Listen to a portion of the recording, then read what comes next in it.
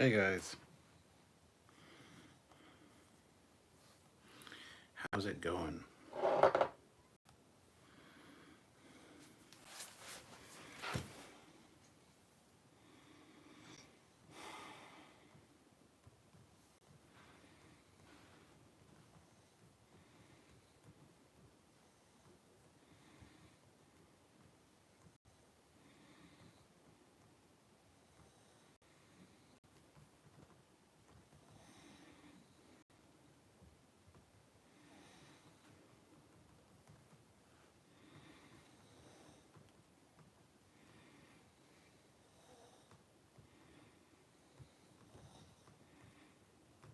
Be right with you guys. Hold on.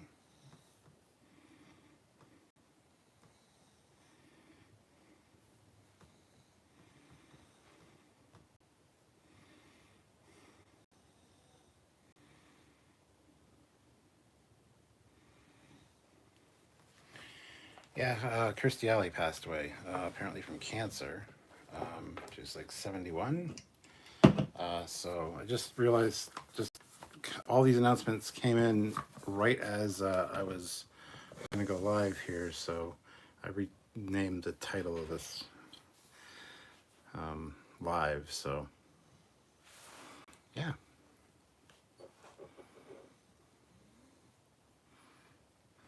Salty Trekker went live with this, but then you did too. Well, there you go. It's a battle of the YouTubers.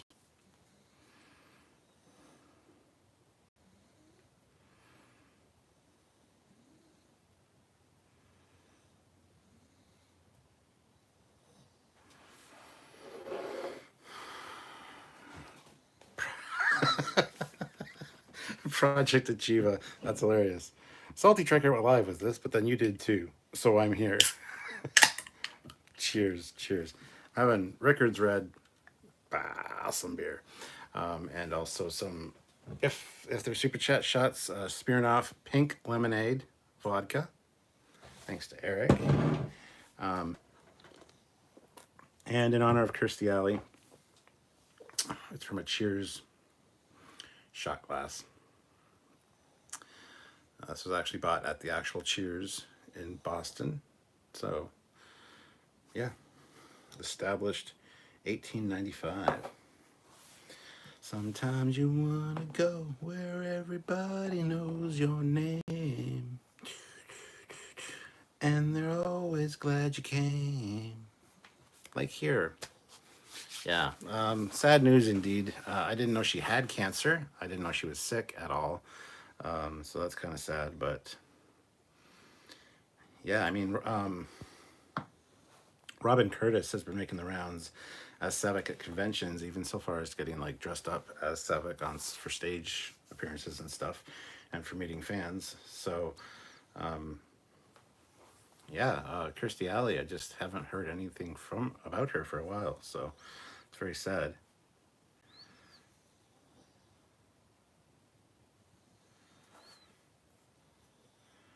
Matt Boardman says the deep fake that someone did with Kirstie Alley's face on Robin Curtis in Star Trek 3 was phenomenal. I haven't seen that. Matt, can you send me a link possibly to that? Because I would really like to see that. Yeah, it is sad for sure. It's always sad when we lose anybody. But you know, a member of our Star Trek family, and you know, she was a big part of my childhood. Because, like I said, I watched Cheers. She was great in that, and of course, just knowing her as Savick. So,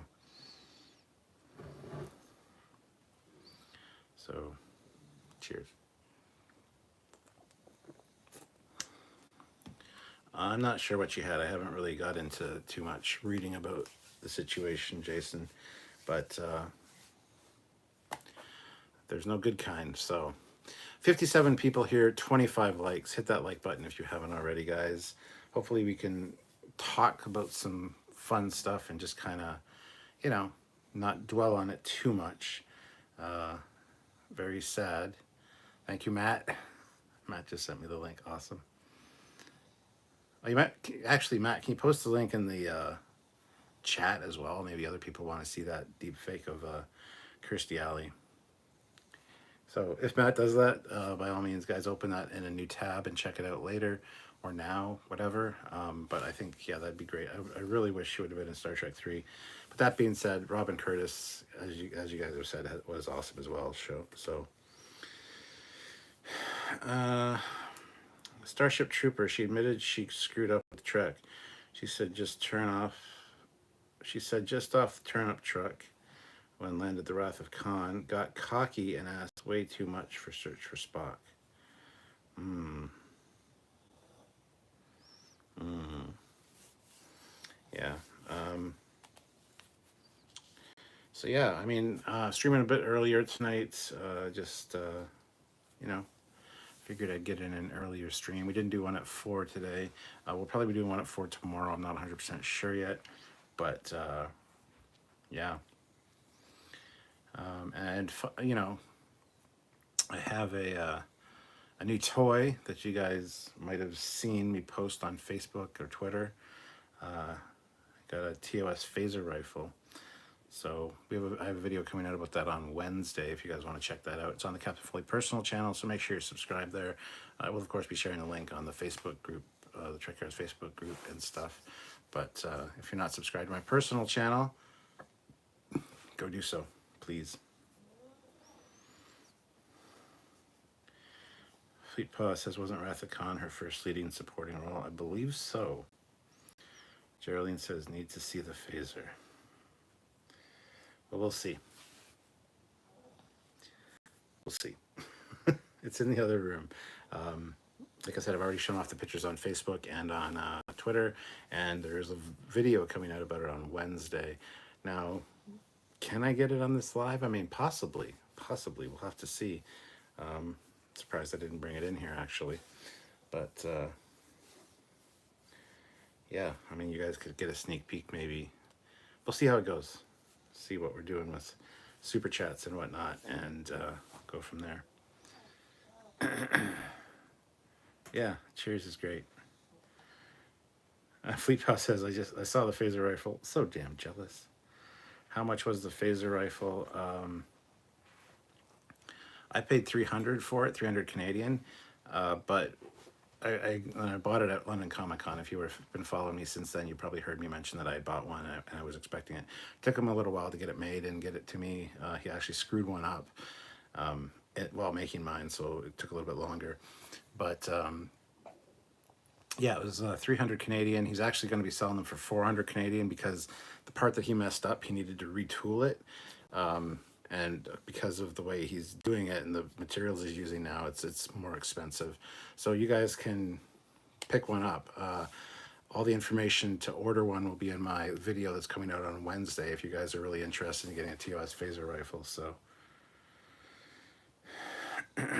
Terrence Childs, Cheers was a really great show, even though I never watched one episode. What? I grew up watching Cheers. Cheers is pretty great. So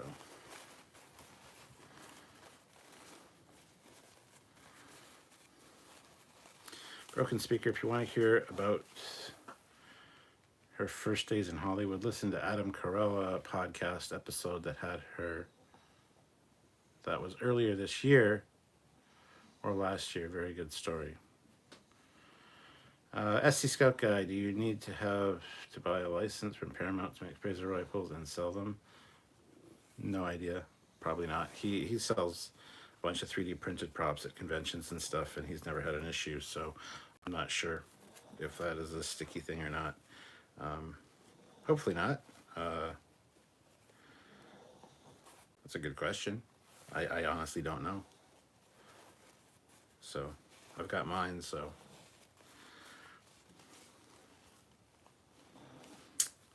Oh, that's a great shame. I never realized that she had cancer. Yeah, me neither. So, Captain Ron Phillips. I remember her small role as Gene Simmons' girlfriend in that 80s Michael Crichton movie, Runaway, that had Tom Selleck in it too. Runaway was great. It's Tom Selleck movie about robots that run amok. So, yeah, it's a good movie. Dustin D. I wish the Kirstie Alley would have been in a lot more Star Trek stories. Agreed. Absolutely agreed. Broken Speaker, Cheers was a great show. It was so close.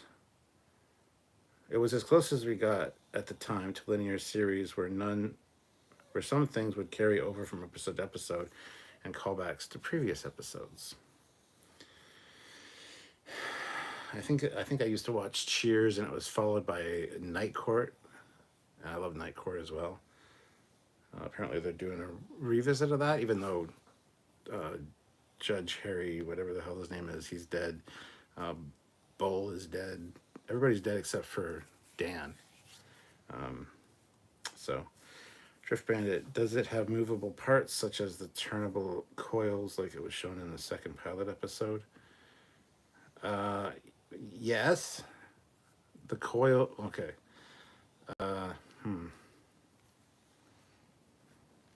Sounds like I need to go get it.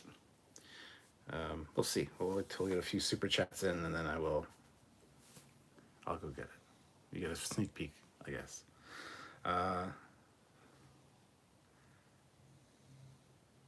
Fleet Paw, I think that either her family kept it private or it was an aggressive one that no one detected until too late. Either way, it's sad to hear she has passed. Absolutely. Bull is still alive. Okay, Bull is still alive. That's good. I thought he had passed away. I know Marky Post.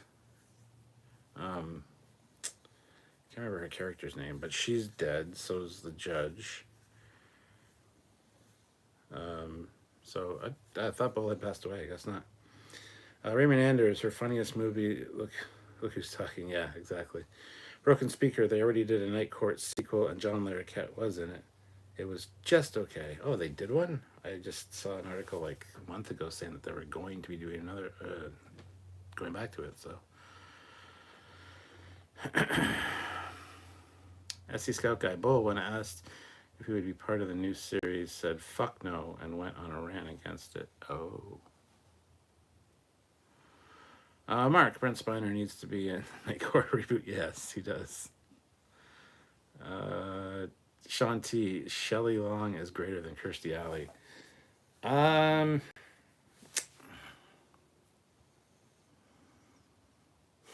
In Night Court, not Night Court, in Cheers, I would probably, I don't know if I would agree or not. They're both great in their own way. But yeah, I kind of missed when Shelley Long left. Broken Speaker, Marky Post was my girlfriend. She just didn't know it. 8-year-old me might have been too much for her. Yeah, well. Drift Bandit, first Jason Frank and now Kirstie Alley. This year is ending on a bad note. Yes, well. SC Scout Guy, Kirstie Alley had the thick factor over Shelley Long. Not back in the day. Yeah. Joro do Game Jr. Que triste.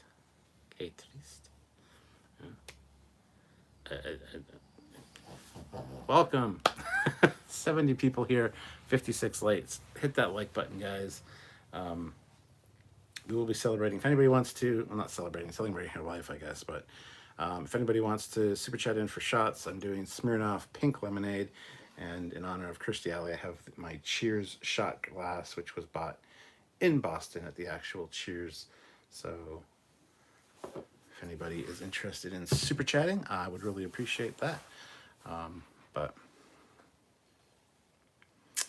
so sad to see that Kirstie Alley passed away. Yes.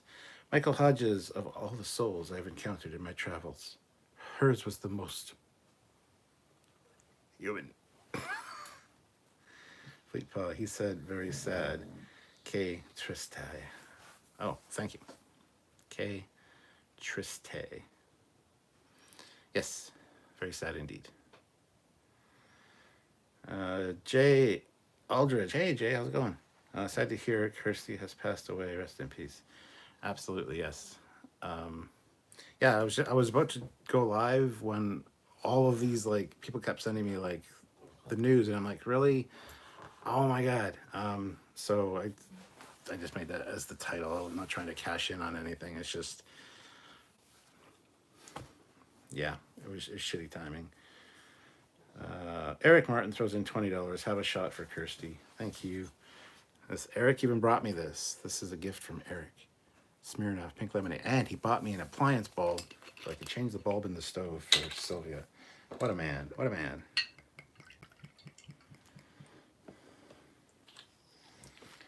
So, yep, first shot of the night. Thank you, Eric. Much appreciated. So, this is the most appropriate thing ever. Cheers. So,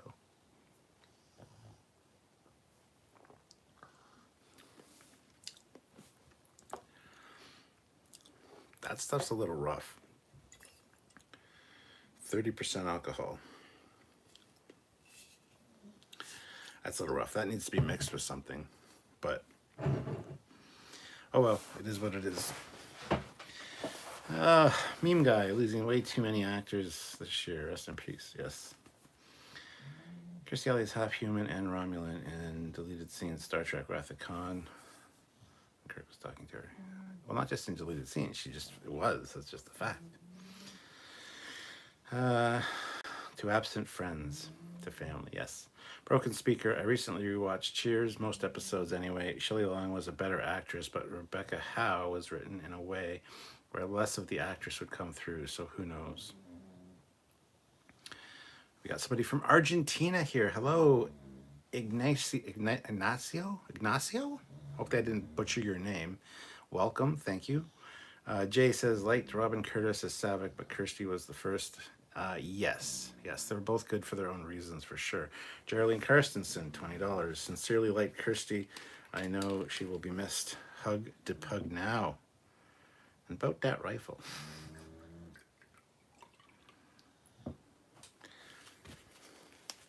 All right, we'll get the damn rifle. Jesus. All right, but again, cheers, guys. Rest in peace, Kirstie Alley.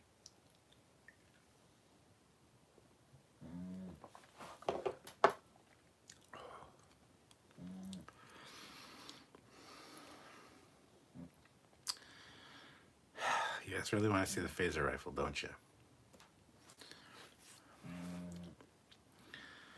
Well, we're getting there. We're getting there. Geraldine, I know you want to see it.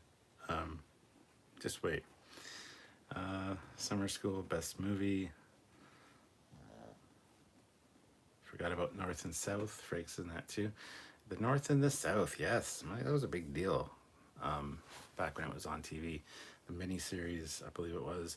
My parents were all in for watching it. I watched some of it when I was a kid. I don't know how old I was, but yeah. Pretty good stuff.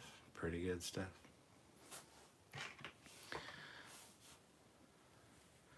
Yes, where is your new phaser rifle? It's in the next room. Drift Bandit, might as well, Captain. We can all wait. Take your time. How about the movie she starred in with Christopher Reeves? We live vicariously through you guys. I'll get it in a minute.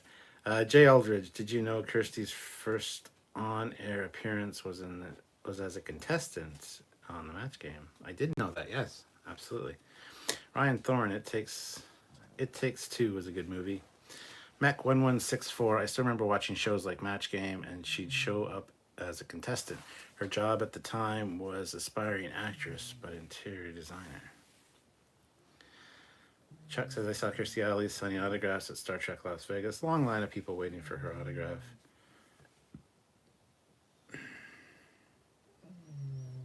Yeah. I will go get the phaser. Hold on. Hopefully the dogs don't decide to come after me.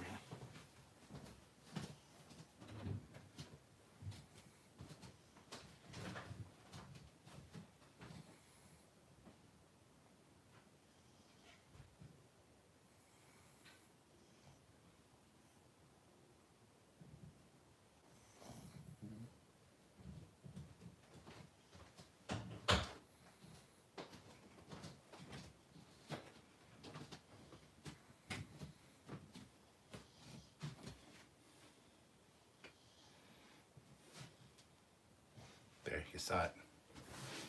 You don't need to see no more. You saw what it did. You saw it.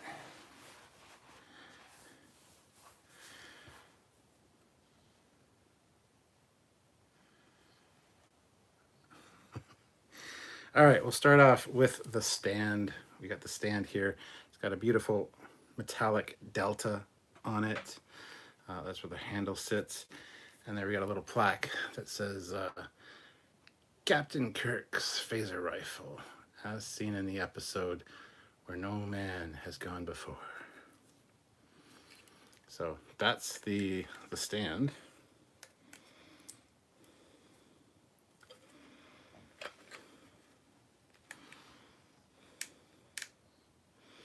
Just got a loose part on it, actually. So that's no bueno. But here is the phaser rifle itself. It's a big boy. It's the correct size and all that. But yeah, I mean those turn, but the 3 cylinders don't. So, like I said, I have a video coming out about this on Wednesday on the Captain Foley personal channel. So go subscribe if you're not already subscribed. There's some of the details.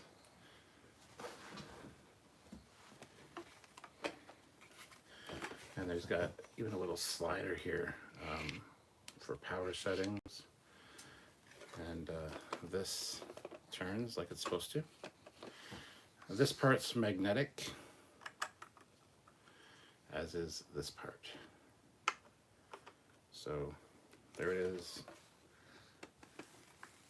It's a bit of a bitch to hold, honestly. But yeah, it almost feels like it's not the right size, but it is. So there you go, phaser rifle. The next version he makes is going to have working lights and everything, but yeah, that's it. And there will be, as I've said multiple times, there will be a video about it. So it's actually pretty cool. It does seem a little bit big, but, and this is neat because it makes holding it quite interesting. You can do quite a few different things with it. Plus you just turn it like that, rest this on your shoulder, and it's perfect for like, you got the crosshairs sight right there. So yeah, there's the phaser rifle. Put it right there in the chair for now. So there you go, you saw it. Hope you're happy.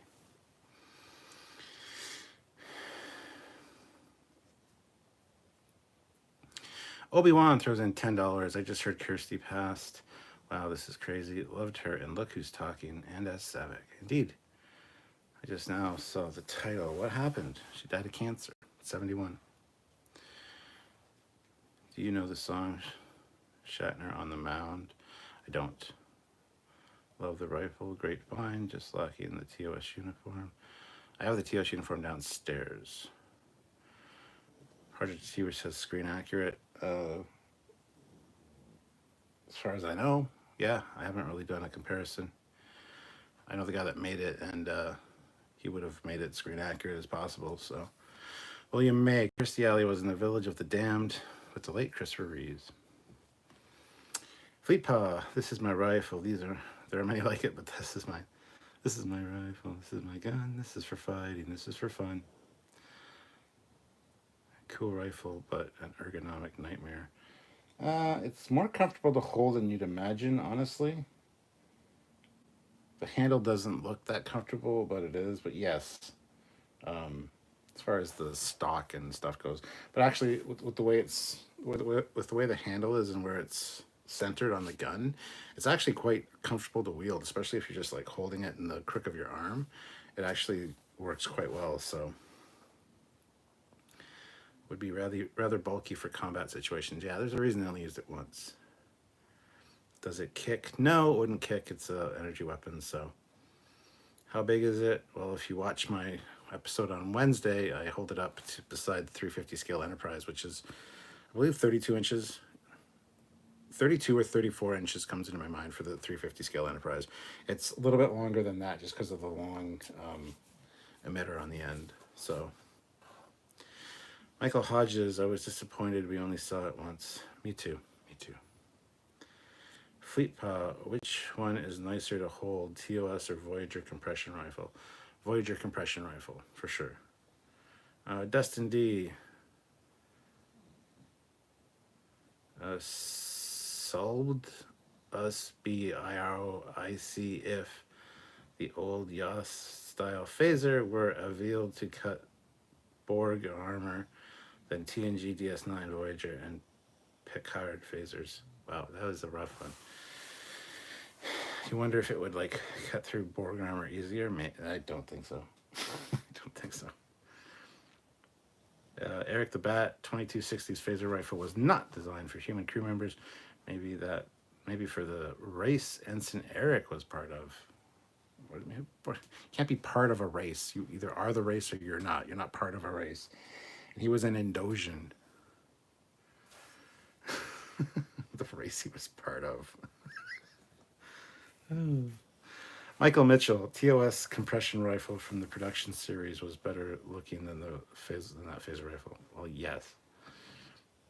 Darth Eddie, one thing Discovery and Stranger Worlds got right was in their homage to the TOS phaser rifle. The new props have dual gold coils in the body to the metallic to mimic the 1965 prop. SC Scout Guy, was this one of the props that went on to be used in some other productions? Yes, it was. It was used as a time freezing gun or something. Somebody on my Facebook post shared a picture of it from like a kids show, like a Disney show, where it was all repainted like darker blue and stuff, and the emitter at the end was made a little bit bigger and things like that, but it was the same gun. So yeah, it's been used on other things for sure. Michael Mitchell, wasn't that phaser rifle from the second pilot also used in the first pilot? I don't think so. Maybe as a background piece, but... LT, I just heard the news, another sad day for the Star Trek universe. Yeah. Eric the Bat, a member of Excuse Me. What? Oh, a member of the race, or the species, yeah. Chloe Martinez, rest in peace, Kirstie Alley. You will be missed. Sean O'Sullivan, next thing you need is some red laser tubes and a ghost candle. Yeah, I need the back and forth beam things for sure. The rear rotating handle actually makes sense to carry the weapon. It's sort of like a handle on a modern assault rifle, like the M16 or the M4 carbine. Yeah. It's also got a almost like a handle on the bottom right here, so you can like carry it by that. It's upside down, but you can carry it by that.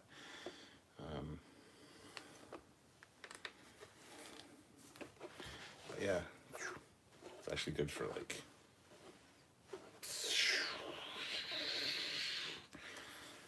a pretty kick-ass weapon.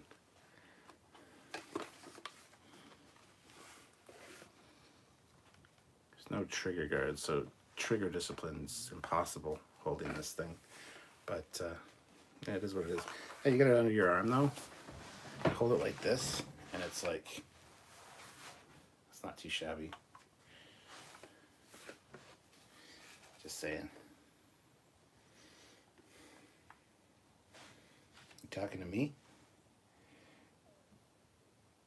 I'm the only one here. Must mean you're talking to me.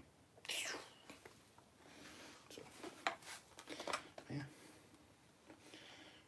It's a big bitch. It's a big bitch of a gun, I gotta say.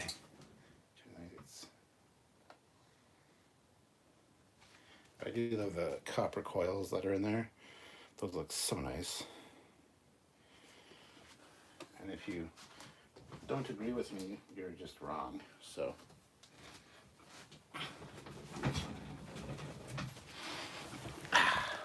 Hi, how's it going?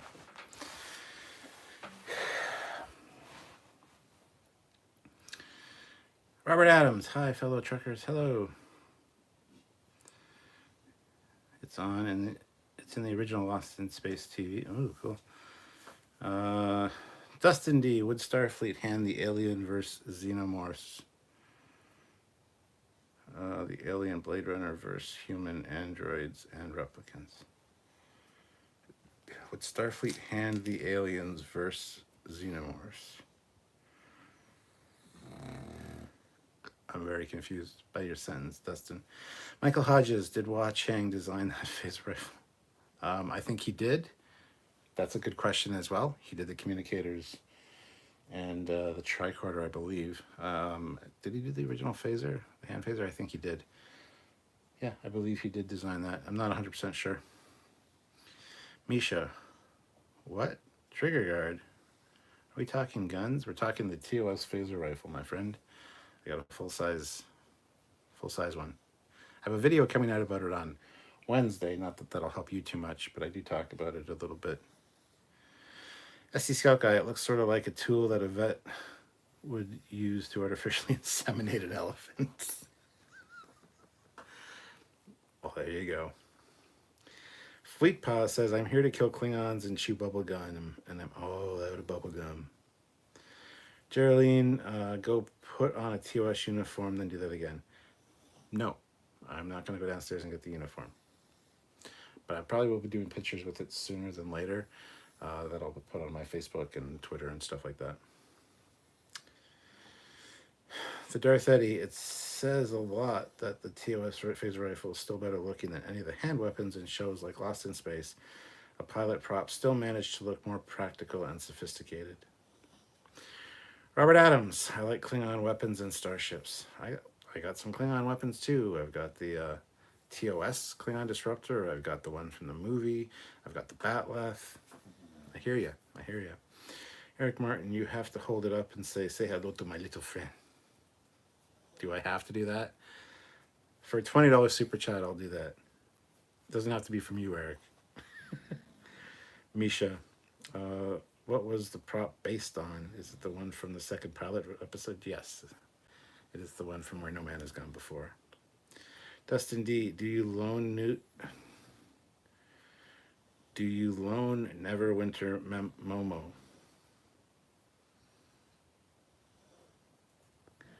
What? Fleet Paw. Reuben Clammer designed the rifle. He was part of The Man from U.N.C.L.E. Oh, okay. Interesting, interesting.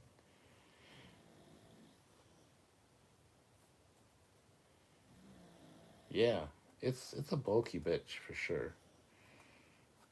But pretty interesting nonetheless.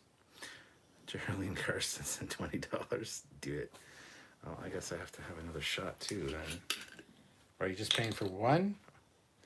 Either the shot. Okay, Geraldine, you need to answer me. $20 for a drink or for the. I mean, you did put "do it" as your comment, so I'm just gonna go with that. Of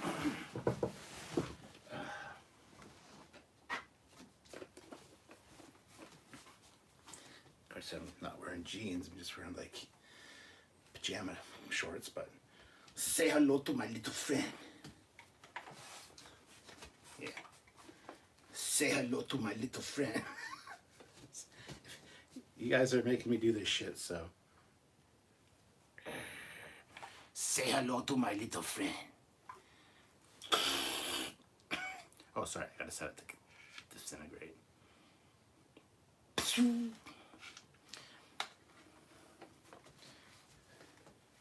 Yeah, it's not super comfortable to hold, honestly, for long periods of time, but it looks hella impressive. Like, you can imagine me wearing a TOS uniform right now, probably. I mean, you've all thought about it, you've all dreamt about it, you've all pictured it in your heads. I know, but, sorry, I got the Trekyards shirt on. But, yeah.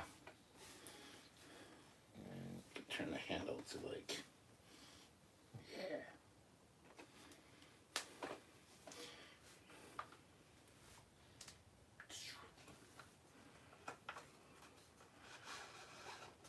This part comes off. It's held in by magnets as well. And then the rod comes out. So you can actually like carry, like move it around quite easily. And to prevent that from breaking off, that's just magneted magnetized on. So it does come apart. But yeah, the handle is not super comfy for long periods of time holding it. And there's no way, like, look at the trigger. There's no way to hold it without having your hand on the trigger. So it's a very unsafe weapon if you're going to go with that logic. Like, I don't know. But I mean, just standing there with this looks pretty impressive, I gotta say. I've got to say. No? Yes? No? Okay.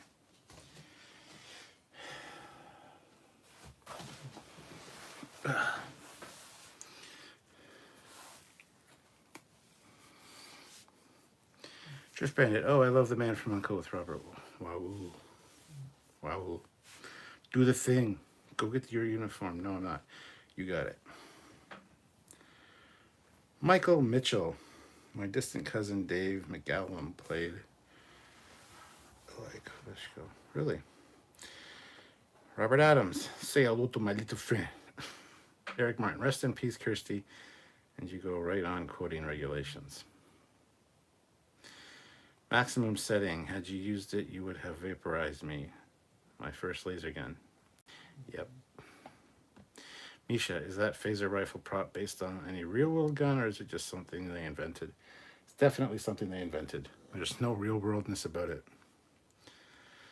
Fleet Paw Swiftback. According to Mr. Clemmer, it was supposed to be an under-folding shoulder brace, like an AK-47. Sadly, it didn't make it onto the final prop. Interesting. And now I know. And knowing is half the battle. Starfleet. Wait a minute, that's wrong.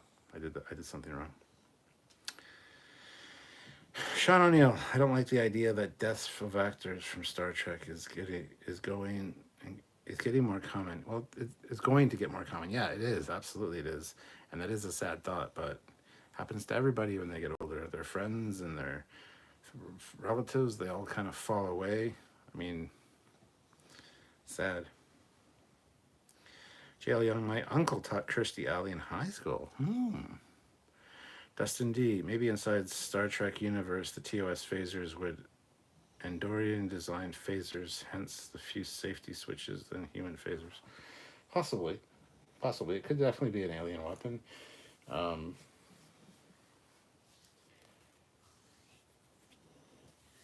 Yeah. It's funny because I've held another one. I've held my buddy Brad's.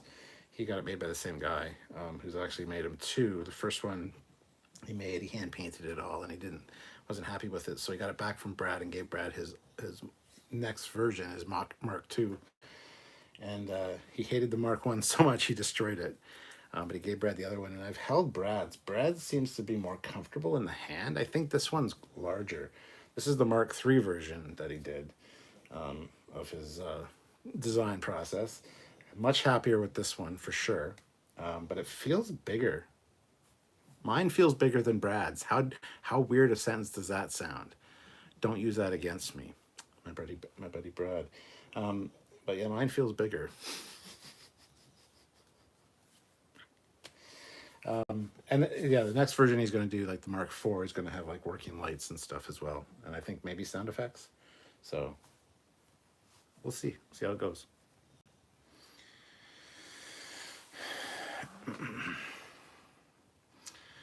That was from G.I. Joe. I'm well aware. I use it all the time. Have always done that with my kids. And now you know. And knowing is half the battle. G.I. Joe. Misha, fun fact, the AK's 47's under folding stock was directly lifted from the German MP40. Ozzy, General Order 16. No flag officers go on away missions without armor. Well, that's not quite the quote, but General Order 16. No flag officers should enter. Oh, fuck, I can't even remember it now. But it's not go on away mission. Close, though. Lieutenant, very true. That's why it's important to enjoy every moment of life, because they never come again. Absolutely. Sean O'Sullivan, shame we are going to keep losing people, not just TOS, but even Brent is 73, older than Kirstie. Destin D, the Andorians' doors seem to be Starfleet's heavy armored division.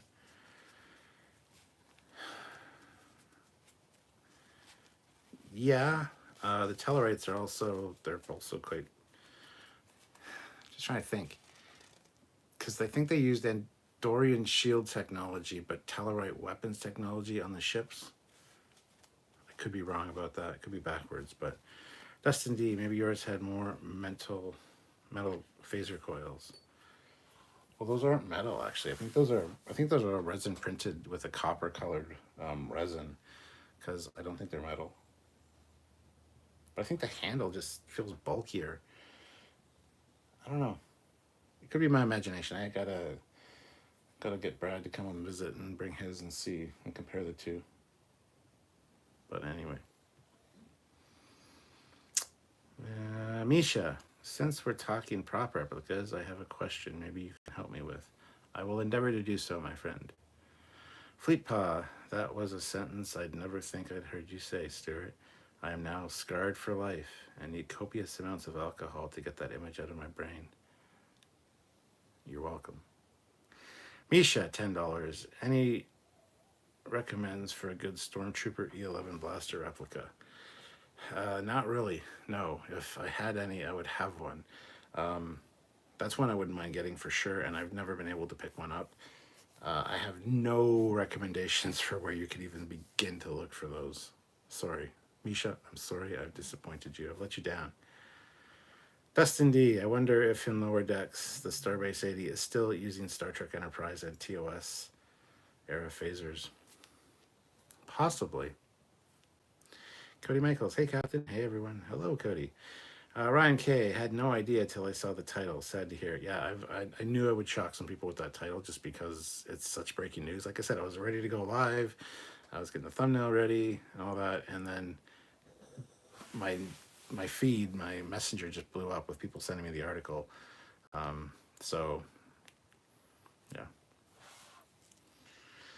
Ozzy, General Order 12 on any Starfleet vessel coming if a two-way communication has not been established, you must go yellow, red. It's General Order 12 on the approach of any vessel without... The approach of any vessel... Oh my god. Why is my brain not working? I'm really good with quotes. General Order 12 on the approach of any vessel when communications have not been established. And she gets cut off by Spock. The Admiral is well aware of the regulations. So they never actually finish the quote. Michael Mitchell, isn't that how you got into trouble in the first place with all the alcohol? I seem to remember something about an incident you had with a female Gorn. Fleetpaw, is there something you're not telling me? Robert Adams, rest in peace. Kirstie Alley, DeForest Kelly, Leonard Nimoy, James Doohan, Nichelle Nichols, and many more. Misha, no worries. I couldn't find anything myself. Only blah quality resin molded things. I want metal with moving parts. Yeah, that's going to be a fucking tall order. That's going to be tough to find, my friend. Cody Michaels, I've been sleeping since I got off work. Had no idea what Kirstie. Surprise! That's awful. I'm sorry. That was uncalled for. Misha, brains are being installed on Tuesday, right? They're undergoing upgrades right now.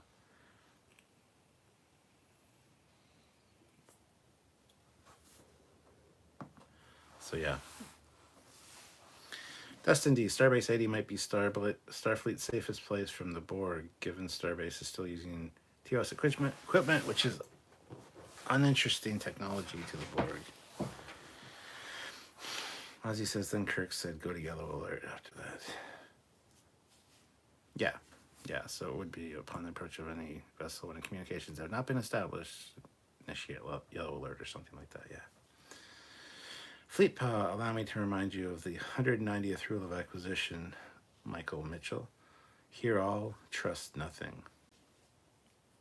That is good advice. Yeah, I'm kind of I love the TOS phaser rifle. Don't get me wrong; it's a beautiful showpiece on a when it's on the stand, because the stand is just beautiful. When it's on the stand on a shelf, it looks impressive as hell. There's a little plaque there, little delta. It looks impressive on this stand, but holding it kind of hurt my hand a little bit. I don't remember the other one hurting my hand as much. Just feels like a bigger grip. Thirst Contact, who's been a member for 31 months at the rank of Admiral. You don't impress the pug. The pug is bored with you. But they say, when did this happen? She wasn't that old yet. No, she was 71, and apparently it happened today. The announcement. It just came in before the live, for me anyway. 60 people watching, 97 likes. Hit that like button, guys. Let's get to 100. We need 3 more likes. 3 of you haven't hit the like button, so give it a tap. And let's get the like count up there, guys. But thank you to everybody that's joined me for this live. Eric Epperling, wow.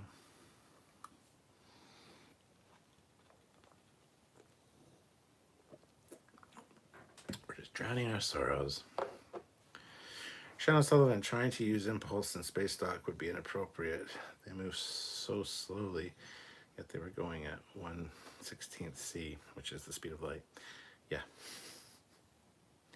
Regulations specify thrusters only while in space dock.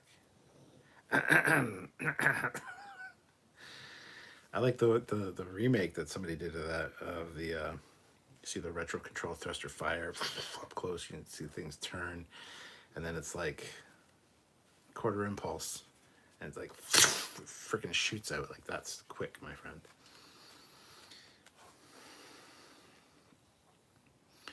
Cody Michaels, did you look up Kiss Kiss Bang Bang? I didn't watch it, if that's what you're asking, but I'm aware of it. Michael Hodges, I agree. It was like a Viper launch. Yeah, because even in Star Trek 6, when they say go to half impulse or quarter impulse when they're approaching Kittimer, like, you see the ship just like and like go off into the distance. You got to realize that impulse, even half impulse, quarter impulse, is still fucking hella fast. And it's never really portrayed that way. In Star Trek 6 it was, so at least at the end. But when they leave space dock, that the actual theatrical version of that is not nearly as impressive as what it should be. So I forget who did the remaster of that scene, but it was fantastically well done. Misha, yeah, light travels fucking fast. It does.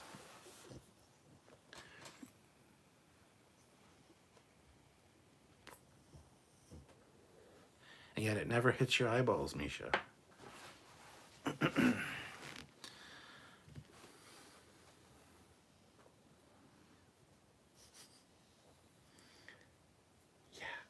Anyway, Dustin D, why do most Starfleet admirals over time forget how to fly and command a ship or get sloppy in the field?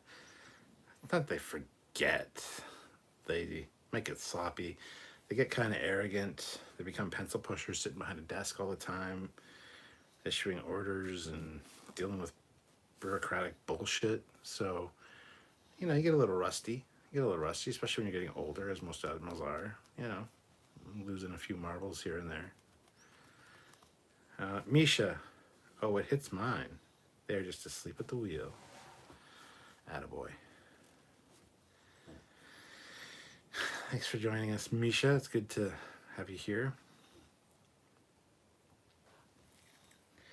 But yeah. So I don't know, man. I don't know. This Kirstie Alley thing is very sad news. But unfortunately, everybody's getting older. Won't be long now, hopefully. And Shatner will be dead. It didn't mean hopefully, but you know what I mean. It's going to be him or Takai. Who's going to die first? I mean, Takai said he would not talk about Shatner anymore because Shatner was all like, he's obsessed with me. And it's like, holy shit, guys. What are you, fucking, like, 13-year-old girls? Stop fucking bickering and fighting with each other. Fuck. It's pathetic. Jeff W., 2022 needs to get over already. Well, we're almost there. Almost there. By the way, guys, if you haven't been watching my Captain Foley personal channel, I have my Numbskull Entertainment Enterprise D, or Build Your Own Enterprise D Advent Calendar. I just released the first video yesterday on Sunday. The next one will be the following Sunday, and the one after that, the following Sunday after that, and then the last one will be Christmas Day. It's a very cool model. So if you have not subscribed to the Captain Foley personal channel, I'm sure Fleetpaw or Matt or somebody will throw the link in the chat here. I suggest you go subscribe so you don't miss any of it. Numbskull did a great job with this model, and it's fun to do like a week's worth of build up on it, and then release a video about that. So check it out if you haven't already. I'm not going to be posting it on the Trekyards channel. Actually, a lot of stuff that I used to post or would have posted on the Trekyards channel is not being posted there anymore. Like the phaser rifle video. Normally I put that on the Trekyards channel, but it's on the Captain Foley personal channel. So you need to go check that out and subscribe if you're not subscribed already.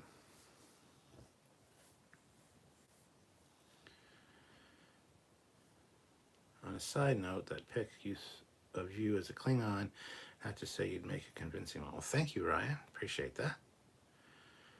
Janeway should have never taken up the Vice Admiral's seat.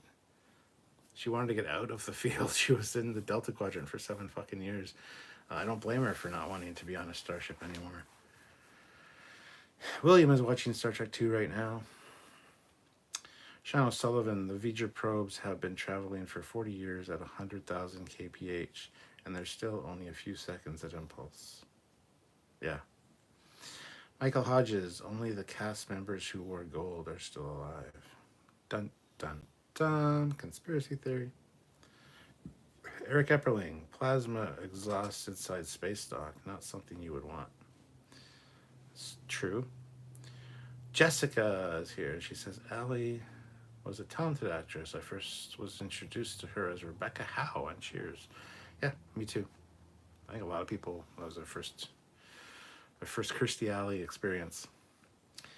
Brandon Carell, member for 2 months at the rank of Admiral.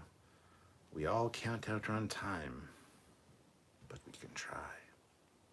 Sean O'Sullivan, Takaya is in the west, and shortly Samuel should go. Cody Michaels, it's just the remaining 3. Yes, it is.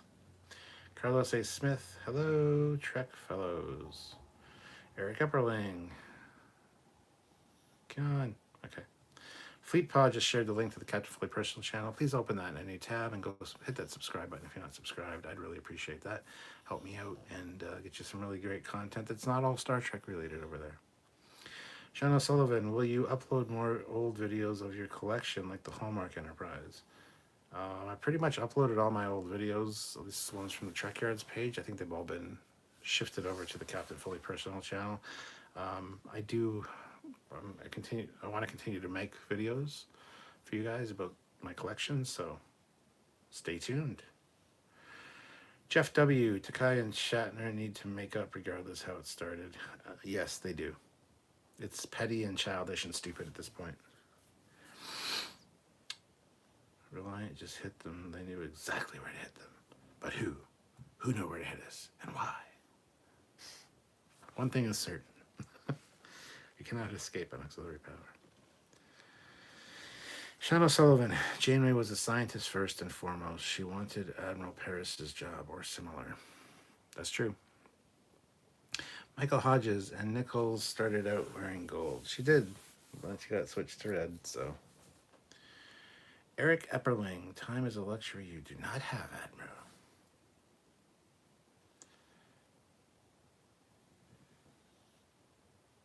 Thank you, Fleetpaw, for sharing the link for that scene. Sean O'Sullivan, it fits Janeway's personality perfectly. She was out in charge of the Dauntless Project. Carlos A. Smith, wait, Miss Alley passed away? She did, yes. Sean O'Sullivan, time is the fire in which we burn. Bashir's uncle or something. Wow. Alexander Siddig's uncle, yes. Not Bashir's, but yes, same thing, but not. So good differentiation there. But yeah, Dr. Soren is like, time is the fire in which we burn. Jessica says, wherever she is now, I hope she's happy. Indeed, same here. Sean O'Sullivan, Shatner to the Grim Reaper. Like a bad marksman, you keep missing the targets. Perhaps I no longer need to try, Admiral.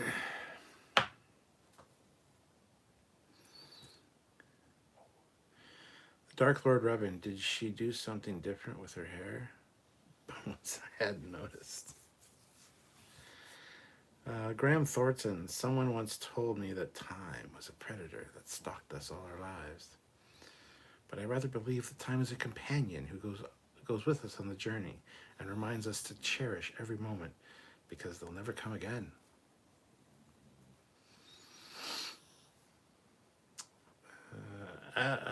Eric Martin, Admiral, what happens if we fails to follow us into the nebula? Eric Epperling, time is the fire in which we burn. So cool. I want a bumper sticker with that. Ryan K, I think I prefer Picard's take on time. Yes. Thirst Contact, darn, Anton Yelchin's Chekhov had to switch to a red uniform into darkness, so the red shirt conspiracy claimed him too. Oh my god. Ooh, Paul Graham is here. How's it going, man? Paul, where the fuck you been? Thought you were gonna come over for a fire, hang out with me when the weather was still nice. Nothing ever happened. I see how it is. Jason 6690, sad news to hear about her today. Yes. Jessica says there are a lot of things we can run away from in our lives. Death, sadly, isn't one of them. We can delay it, but we can't delay the inevitable. So live life to the fullest and never give up, never surrender. Fleet Paw, what we leave behind is not as important as how we've lived. Paul Graham, sad to hear on such a sad occasion. Sad to be here on such a sad occasion. Indeed. We're trying to make the most of it, hanging out, having a good time, being with friends, and just celebrating. Cheers, shot glass, having a drink. Eric Martin, how we deal with death is at least important as how we deal with life, wouldn't you say? I hadn't considered that, Admiral. Eric Epperling, what was the movie Kirstie Alley was in with Tom Selleck and Gene Simmons? Runaway. It's about a future cop that goes after like rogue robots. Tom Selleck's fucking great. I love Tom Selleck. Graham Thornton, nice, Eric. Fleetpaw said, it was the best of times, it was the worst of times. Message, Spock? None that I'm conscious of, except, of course, happy birthday. Surely the best of times.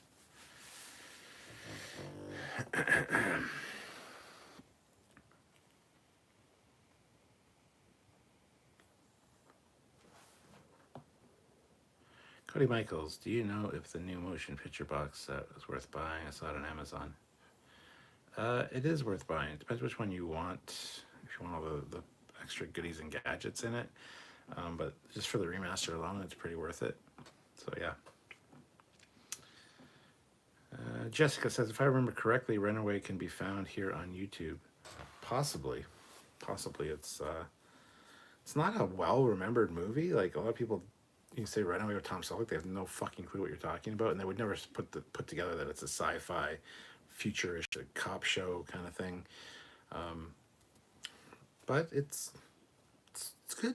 I enjoyed it. I remember enjoying it when I was younger, and I went back and rewatched it like 4 or 5 years ago, which seems like a long time, but it's really not. And the older you get, man, time just speeds on by. It's faster and faster and faster. Like a year is all of a sudden gone. It's like, really? 2022 just friggin' started. It's going to be Christmas in like a day at this rate. It's like, ugh. Cody Michaels, do you know if the new motion picture box... I read that one already. I tend to do that sometimes. I apologize. Sean O'Sullivan, I just want to tell you both good luck. We're all counting on you. That's from Airplane, isn't it?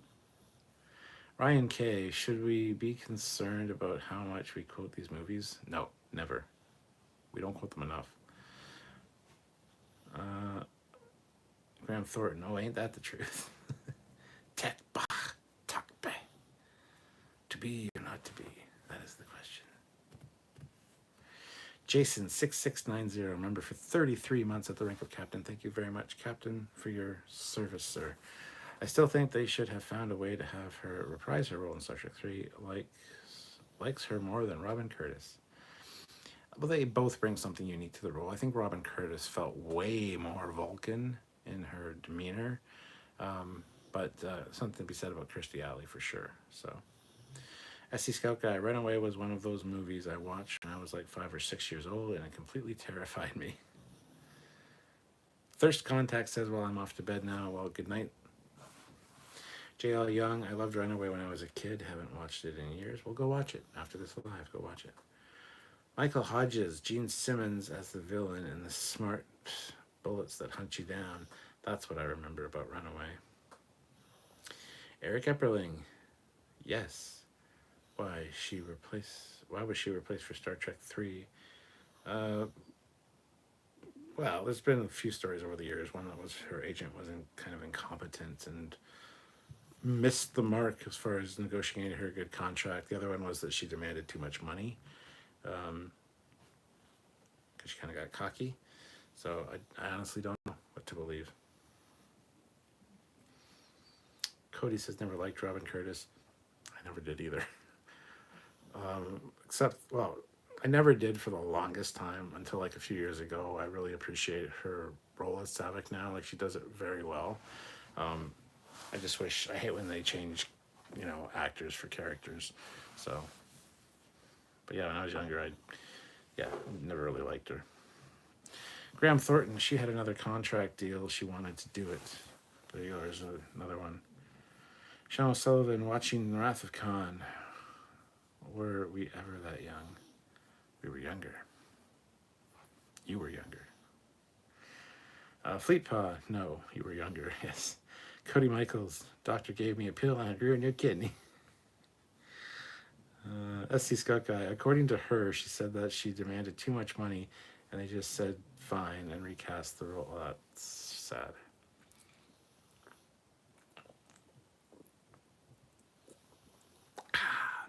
Rediscover a red like no other.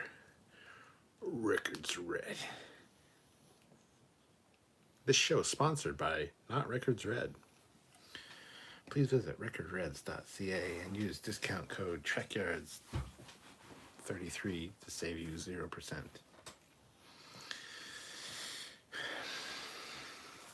Paul Graham says, I'm also celebrating. I just brought Emily home from the hospital where she could have lost an eye, but thankfully just had a cornea abrasion. It really reminded me that life is fragile. Oh my God. Sorry to hear that, Paul. Well, I'm happy to hear that everything's fine, but I'm glad everything's fine. Aurora Uplinks. Kirstie Alley died. She did indeed pass away, yes. Paul Graham. We need to celebrate every second. I'll drink with you, Cap. Attaboy. Okay, next summer, you need to come over to my house. And we'll sit in the backyard, have a campfire, and just chit-chat and drink.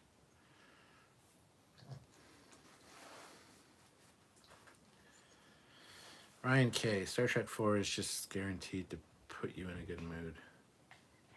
It's true. Sulfurous, drowning our sorrows, are we? Yes. Smirnoff, pink lemonade vodka. 4 super chats. I've had 3. Well, have I had 3? 2 or 3. I can't remember. And I'm also having beer, so it's a great combination. Jeff W. I have wondered what that dance the Klingons was about on the Bird of Prey. The start of the Battle of Star Trek 6. I have wondered what that dance the Klingons was about.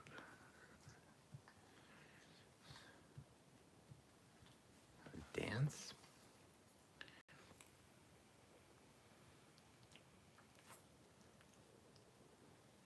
Eric Epperling, what are you drinking?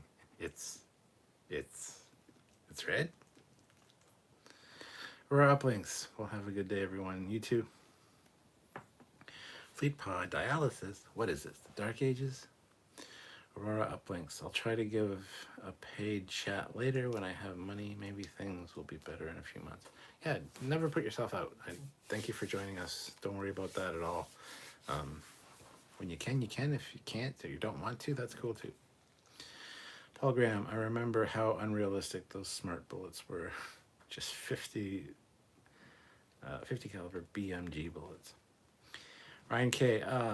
McCoy and his disdain for the 20th century medicine. Good times. Sulfurous, I wonder how different things would have been if Saavik appeared in Star Trek IV as originally intended. Paul Graham, we're Canadians. We can do that in the snow. You can. I hate the snow. I hate the cold. And no, I can't. Get a big enough fire going, maybe. I can't get that big a fire going in my backyard safely without the fire department being called. So, I love big fires. I can make a big fire, no problem. Like, I love fire. I'm kind of a pyro that way. I can create them really easily, and I love making them big. So, but maybe if it's maybe. Donnie Pearson. Speaking of Star Trek 6, I plan to revisit it on HBO Max tomorrow.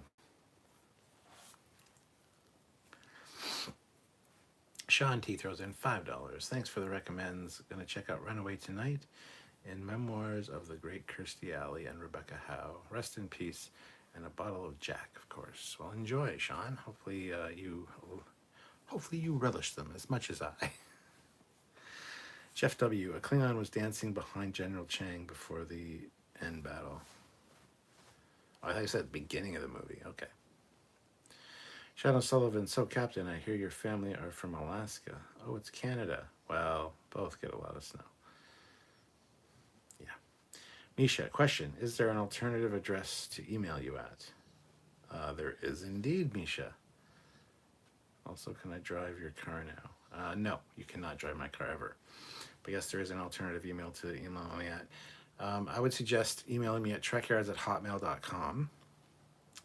And then if you need me to, I can give you my personal email.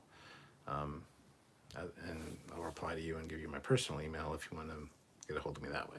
So, because, yeah, Samuel sees all the trekyards@hotmail.com messages because it's for both of us. So, but if you have something you need to talk to me about, yeah, I can get you that information. Sulfurous, you'll just have to imagine the fire. Fleet Paw, the snow and cold are miserable. You won't catch me out in it willingly. Yeah, I'm pretty much the same way. Cody Michaels, it's cold as shit here in Oregon. I want to come over. Sean O'Sullivan, I don't like cold. It's coarse and rough and irritating, and it gets everywhere. That's maybe snow. I don't like snow. It's cold and wet and irritating. And it gets everywhere.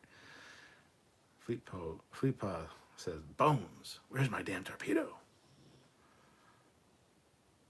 Ryan K, don't mind the snow. Then I spent 5 years working mainly outside.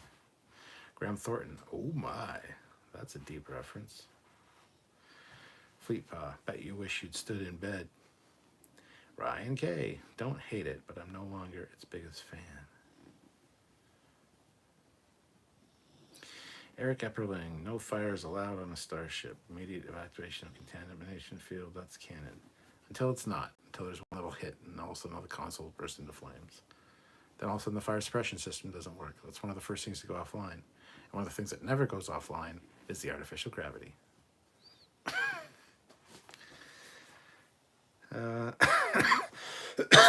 Misha, roger that.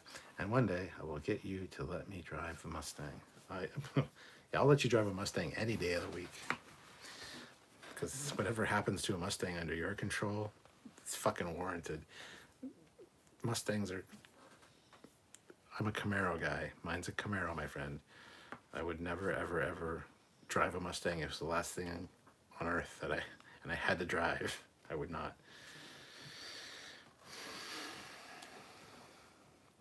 Sean O'Sullivan, I love how Clint Howard reprised Balok for the roast of William Shatner, and the pedestal prop is now on the Star Trek tour as screen used.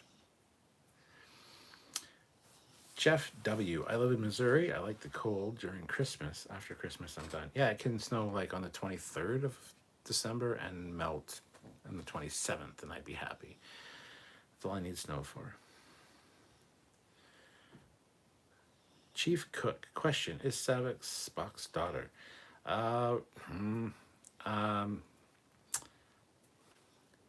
eh, eh.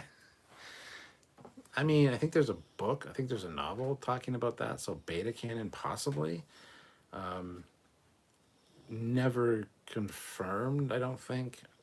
I I don't know. It rings a bell. I think it's a beta canon thing. It's from a novel. Are you over on? Are you over on Salty Trekker's stream? Are you trying to get information to prove Salty Trekker either correct or erroneous? I think he probably said that Saavik was Spock's daughter because I think he knows his beta canon and stuff pretty well. I can neither confirm nor deny 100%, but from what I remember, yes, that this is a distinct possibility. And also, Saavik was supposed to be in Star Trek 6, not Valeris, for the record. So...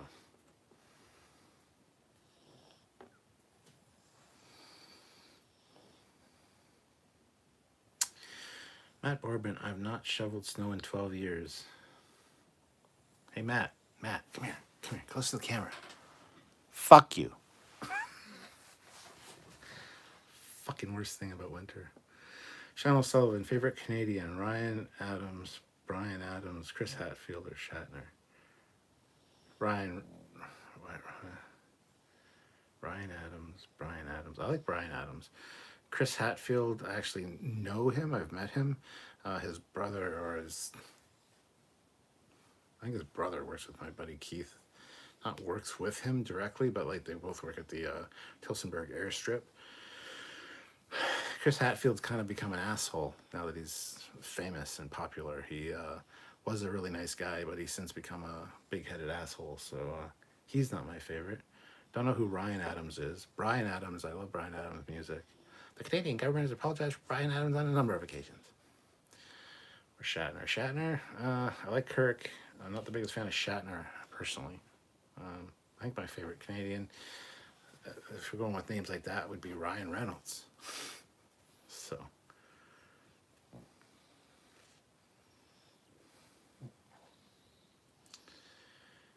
Nope, Saavik was Spock's mate in beta canon, though. Okay.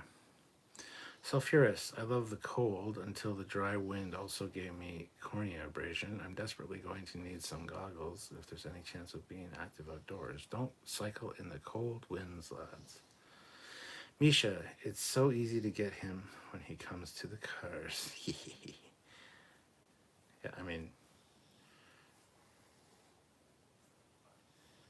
whatever.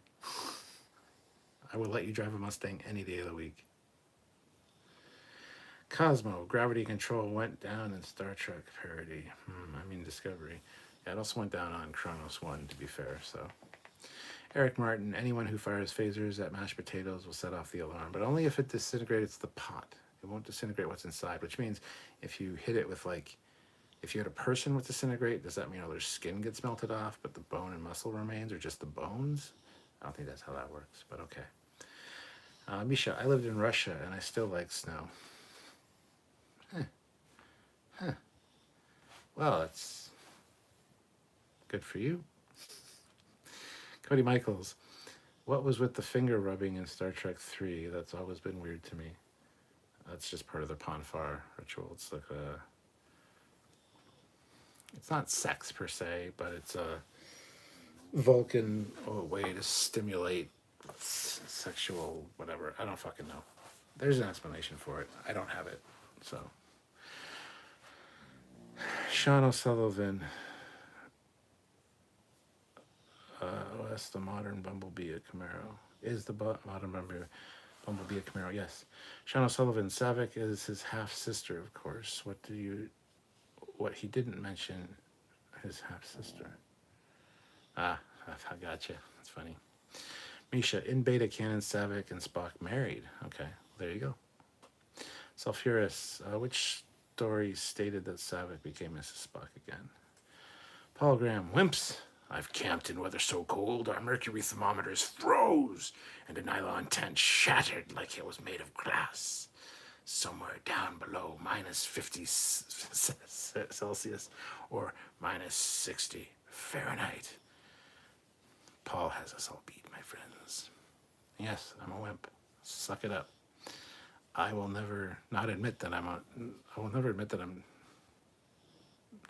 I'll always admit that I'm a wimp when it comes to cold. I cannot stand the cold.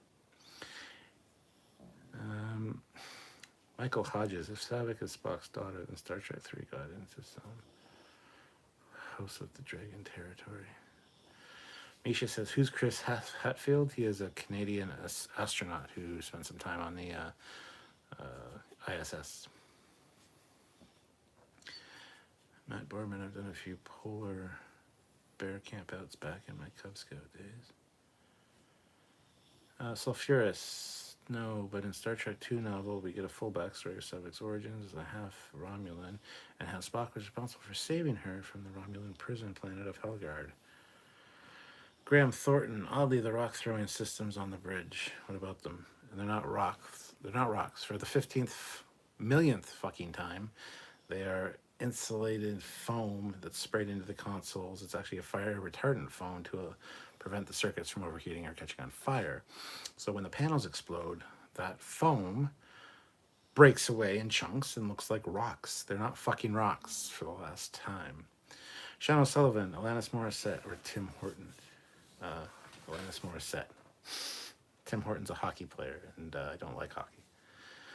Sulfurous, I'm surprised nobody has assembled a supercut of rocks exploding out of the bridge consoles in yet. Seeing how Junk Momini does it running prior. Well, then it's not fucking rocks, and that makes me so mad that it's rocks, there's rocks. No, it's not, though. See, that's the problem.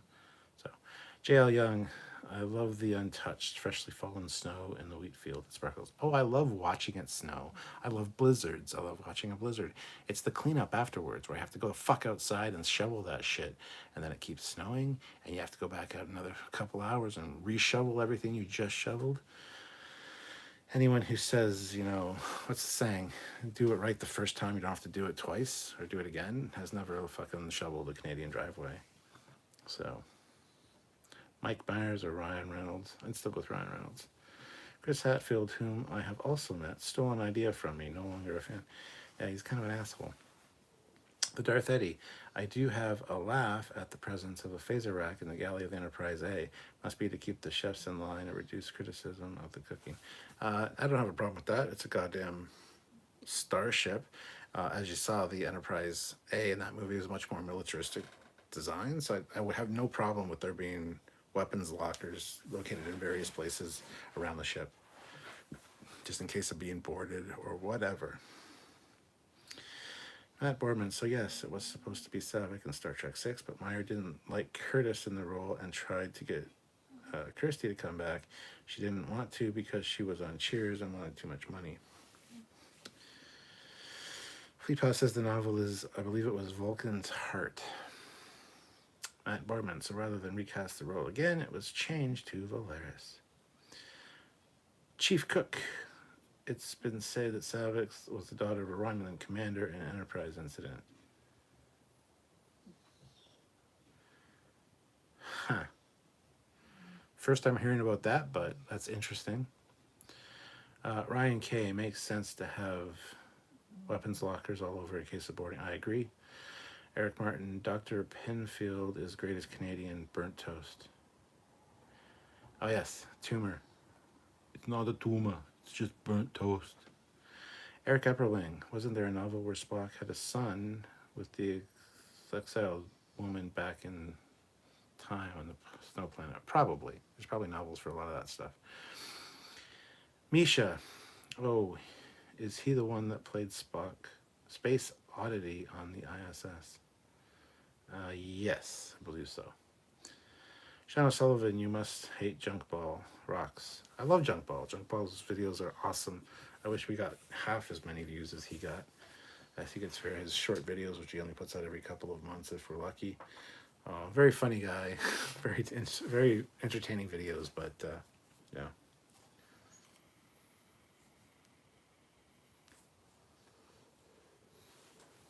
Misha says, I am a major Bowie fan.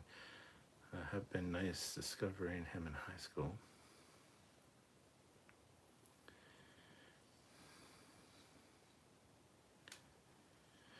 Sulfurous says, damn it, it would have been arguably better and more emotional for the story to have Savik instead of Valeris, even if it was fan disservice, which I understand. Generation Productions. Hi, okay, about the finger rub with Vulcans, the idea is to show intimacy in a logical way.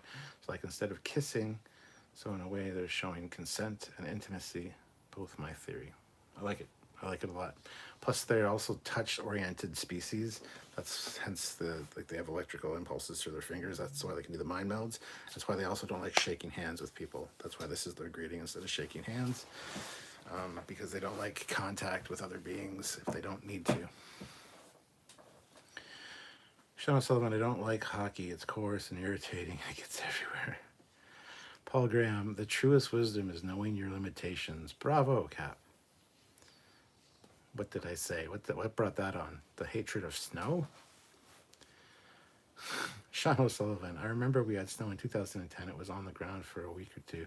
That was rough. Oh, Sean. You poor baby. Fuck you, a week or two. Obi says, did she die? Yes, she passed away from cancer at 71. Fleet Paw, and then the fucking snowplows plow the driveway under, and you have to reshovel the end of the fucking driveway, which is getting the plow driver the finger and saying, fuck this, fuck that, fuck my life. Yep, happens all the time. Murphy's Law. As soon as you finish the driveway, you see the snowplow coming. And of course, it's all of the snow and ice and rock salt and fucking gravel and everything from the road that's been pushed down and saved up by this plow, and it gets deposited in your driveway. So when you go to shovel that snow, it's like 4 times heavier than the snow you just shoveled. And it's a real bitch. And it's all ice generally, and it's hard to get out. And yeah, those snow plows can kiss my ass. Alanis is God, didn't you know? Well, she is in Dogma, yes. Dustin D, if you get invaded by Hungary Klingons, then they might head core to the galley. What the fuck? If you get invaded by hungry Klingons, then they might head to the galley first. They might. Although they don't like dead replicated bird. Although those birds weren't replicated, maybe. I don't know. Who knows? What the fuck? Diana Art Fairy, she was a great actress, very attractive with a kind smile. For me, she was the personification of kindness and strength in a woman. It's a pity that she died. She died very early, too soon. Absolutely, absolutely. Sad news to hear for sure. Jeff W., I thought it was because Alley didn't like the Vulcan character in 6 being evil. That would make more sense, considering she passed up the role in Star Trek 3 for more money.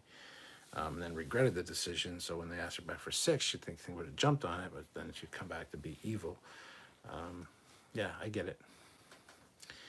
Misha, the episode was in 2268-69, and Star Trek 2 was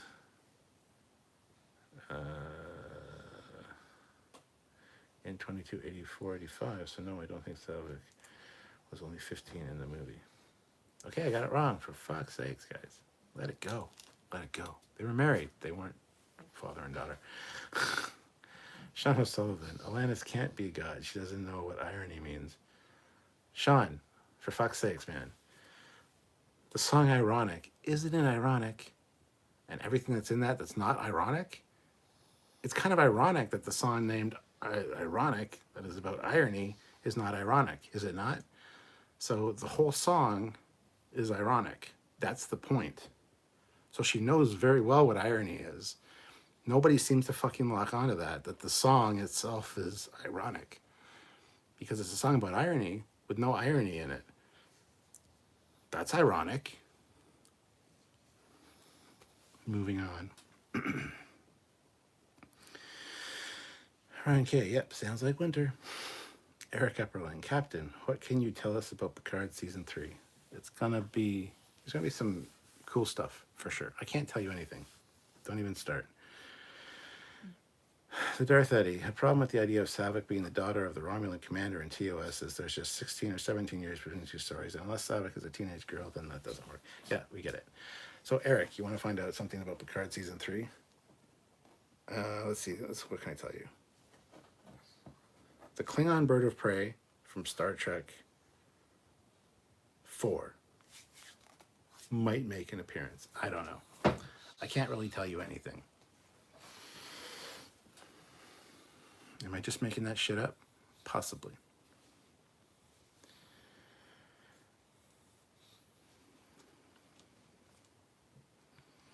Sulfurous, sir. Don't tactile contact alter your perception of the Phoenix? Was it stated how old Saavik was in the Wrath of Khan? No, it wasn't. Dustin D. I wish the JJ Star Trek 4 would happen on another ship than the Enterprise.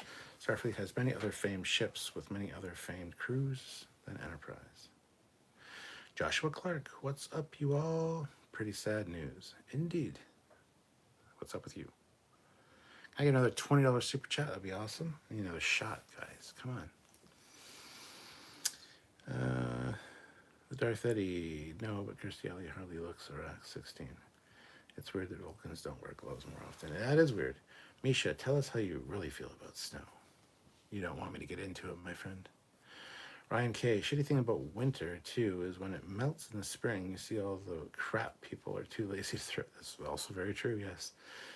Grant McGregor. So a Vulcan's mind meld is like a Cat 5 Ethernet port, and the other psychic races have Wi-Fi.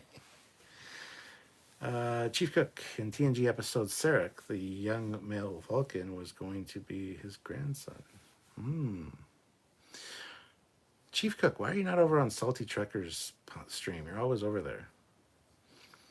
Guest for 1980. Is it moronic? Don't you think? Sulfurous. Sounds like another. The joke is that there is no joke. Some German humor shenanigans. Cody Michaels. I think she said something about Trump a while back, and Marina Sirtis said, "You're dead to me." Don't know why I remembered that.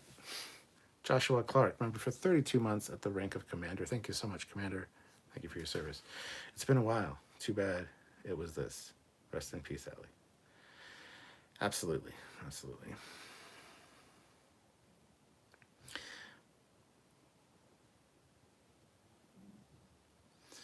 Fleet Paw's got to step away, checking if Cody is good to take over.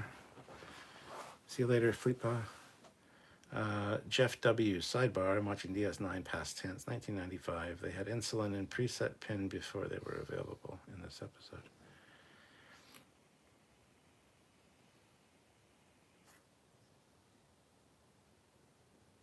Well, that's cool. Misha Peanut has joined the chat. Hello, Peanut.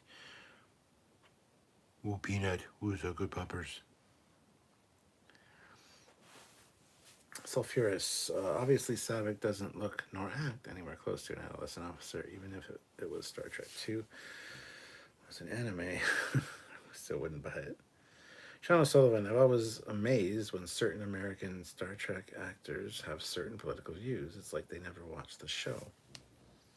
General Grievous. Oh, this winter is so boring where I live, Captain. In San Diego, it's too hot for winter. It's 12 degrees Celsius. Sounds very lovely. Sean O'Sullivan, it's strange the Tal Shiar haven't mastered the dark side version of Vulcan telepathy.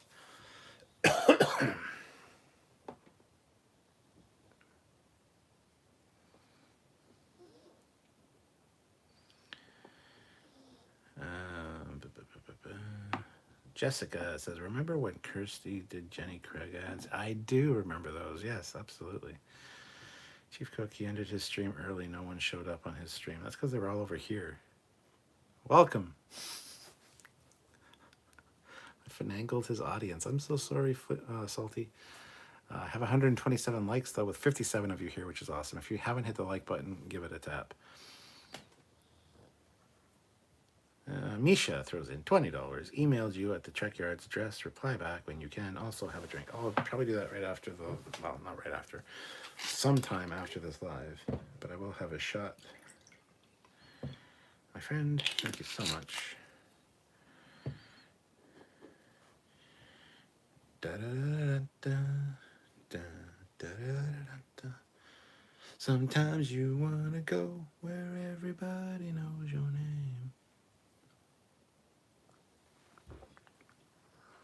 and they're always glad you came. Cody, in a way, but the actors who are the most political are normally the most annoying. Shirley Fleetpaw, you mean you watch DS9 past tense? How can you watch past tense? That's funny. Really? Chrisinator, good evening, good night. How are you, aside from the upsetting news of Kirstie leaving us? I am well. Mostly everybody else is well. But yes, it is sad news indeed. Welcome. Shadow Sullivan, it's nearly 4 a.m. here, currently 3 degrees Celsius, so cold. Joshua Clark, spam in the chat. That's new. It's not new, it happens all the fucking time. Eric Epperling, does anyone have the book, The Computers of Star Trek? I might get it if it's good and recommended. I haven't even heard of that, so no. Jessica, made me want to eat it despite being a health nut in middle school.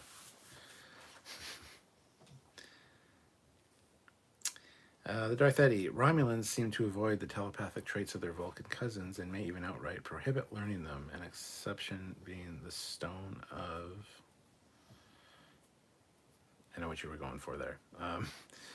But yes, I wouldn't be surprised. Although they do have the ability to mind meld, apparently, as we saw from Commander O in Discovery. But I have no problem with them actually having that ability because they are related to Vulcans, so... Misha, hey General G, can you lend me a lightsaber for the holidays?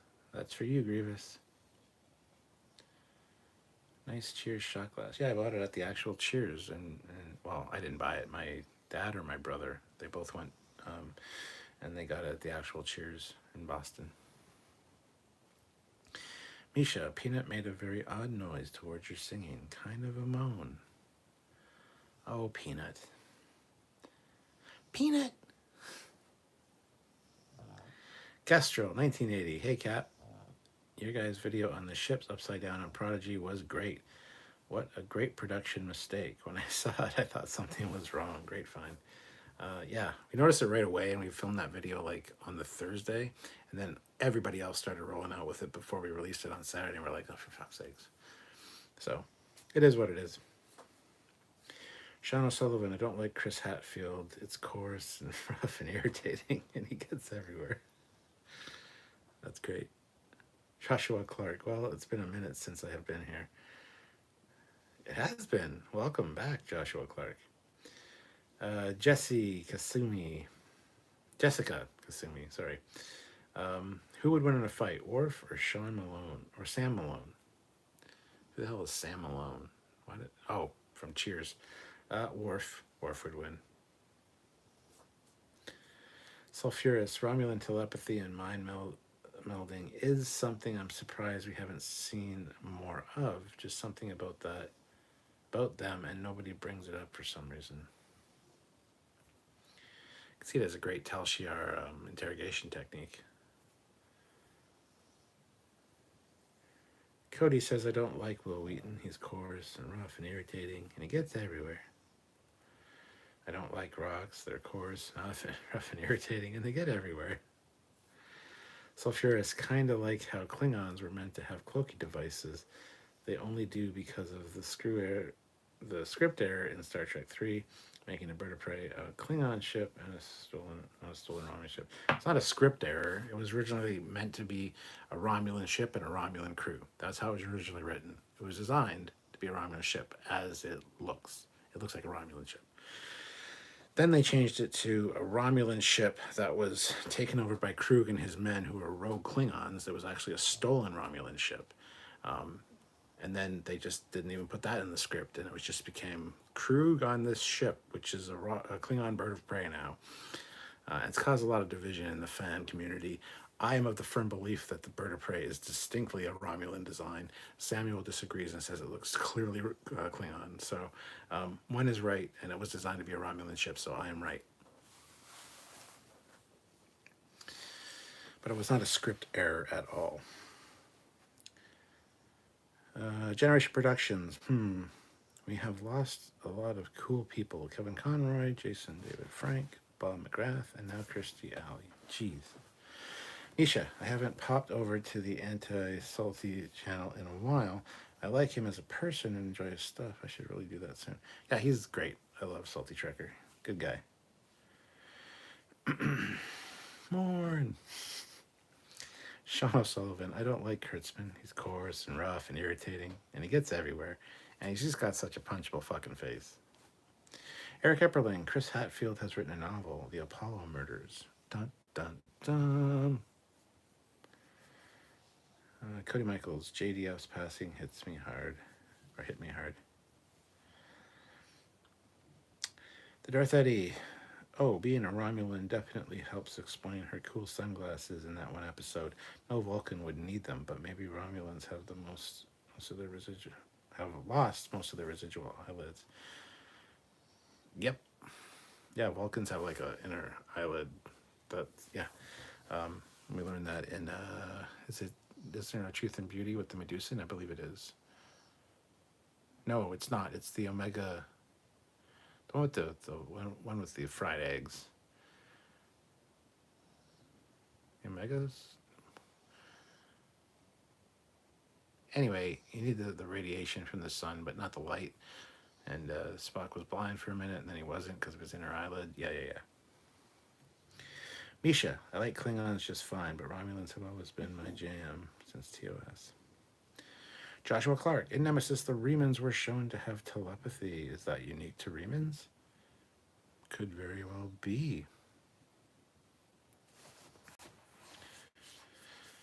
Sulfurous, it's strange now how we haven't really seen Romulans, like, at all in the TOS films. Wish it was them in Star Trek 3 now. Yeah, I agree. 100% I agree. Jeff W., maybe the Klingons stole the design from the Romulans the way the Romulans stole the D7. All right, Jeff, okay, you're wrong. We have a video out called the Klingon-Romulan Treaty of 2267. They actually exchanged technology for a brief time and were allies. The Romulans wanted more sturdy, reliable space frames, so they wanted the D7s. And in exchange, they gave the Klingons cloaking devices, but they're old cloaking devices. Older technology. The Romulans had newer ones, which were way better, but they gave the Klingons the old ones. They had a treaty and a truce for a while, about a year and a half, maybe 2 years. And that soon fell apart due to distrust. But it was a technology exchange. It was not a stolen design. Misha, hey, nothing wrong with sunglasses. Being serious, you wouldn't believe the hate I used to get on YouTube for wearing mine. Fuck's sakes. Tell people to show it. Operation Annihilate, that's the one. Thank you. The Doctor, I like the old fast explanation for the bird of prey. The Klingons and Romulans were at peace and had treaties during the period that allowed them to trade tech. The D7 Stormbirds and TOS were part of that. Yes. General Grievous, I can lend you one, but the emitter may be pointing at you. Melissa is here. I learned the Vulcan salute to communicate with them. Good to see you, Melissa. Hope you're well. Sean O'Sullivan, to Paul mentions the inner eyelid in Enterprise. Vulcans must like sand.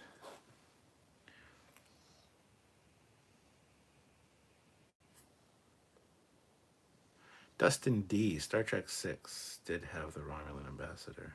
It did. Nautilus was his name. Eric Epperling, D7, how did it get that name? Because it was the seventh of its design.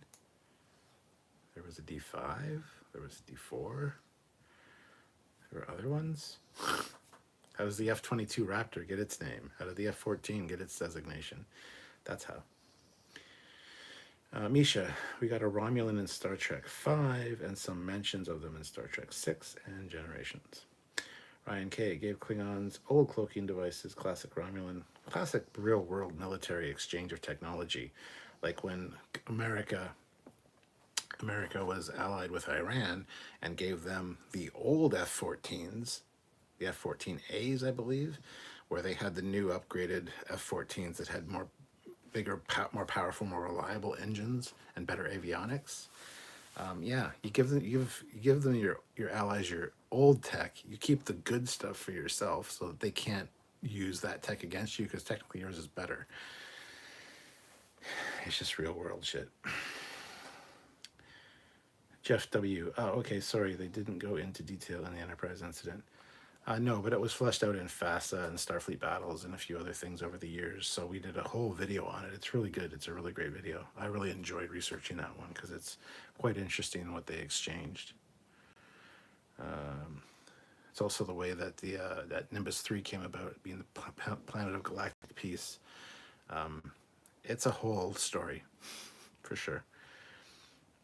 Ryan K. I mean, so would I, but still, classic Romulans. The Doctor. I think the D designation for Klingon ships were from the novels, but maybe the old Franz Joseph stuff, not sure. That I couldn't tell you for sure.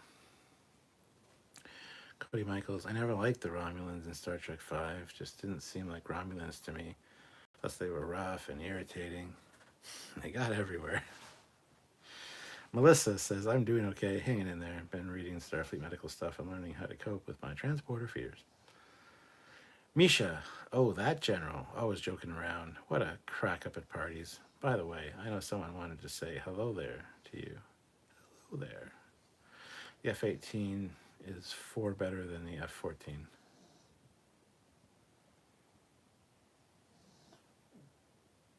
Sean, I guess you don't want to be in the chat anymore. Okay, I see how it is.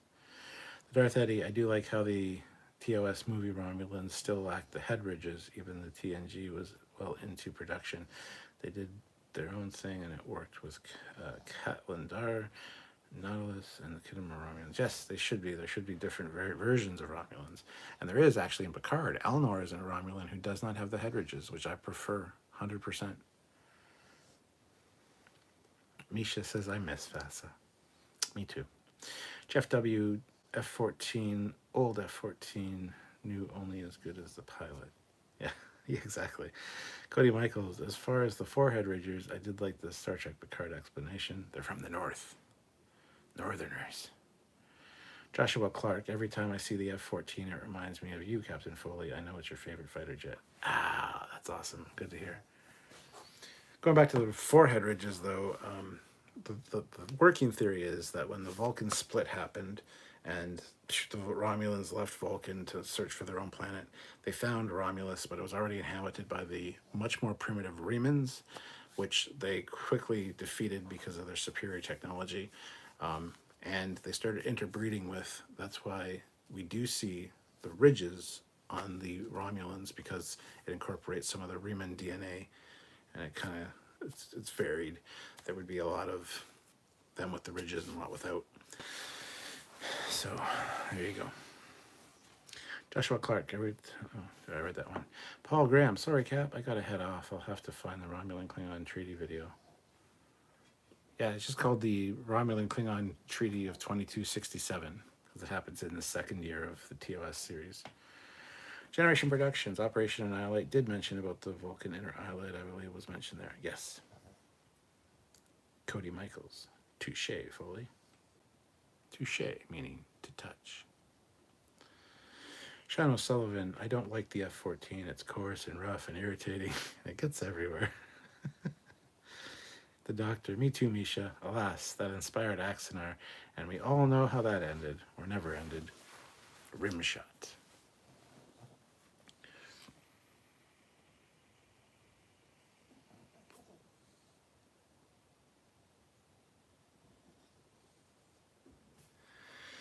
Melissa's Legally Blind World. Anyone else from Starfleet Medical here besides me?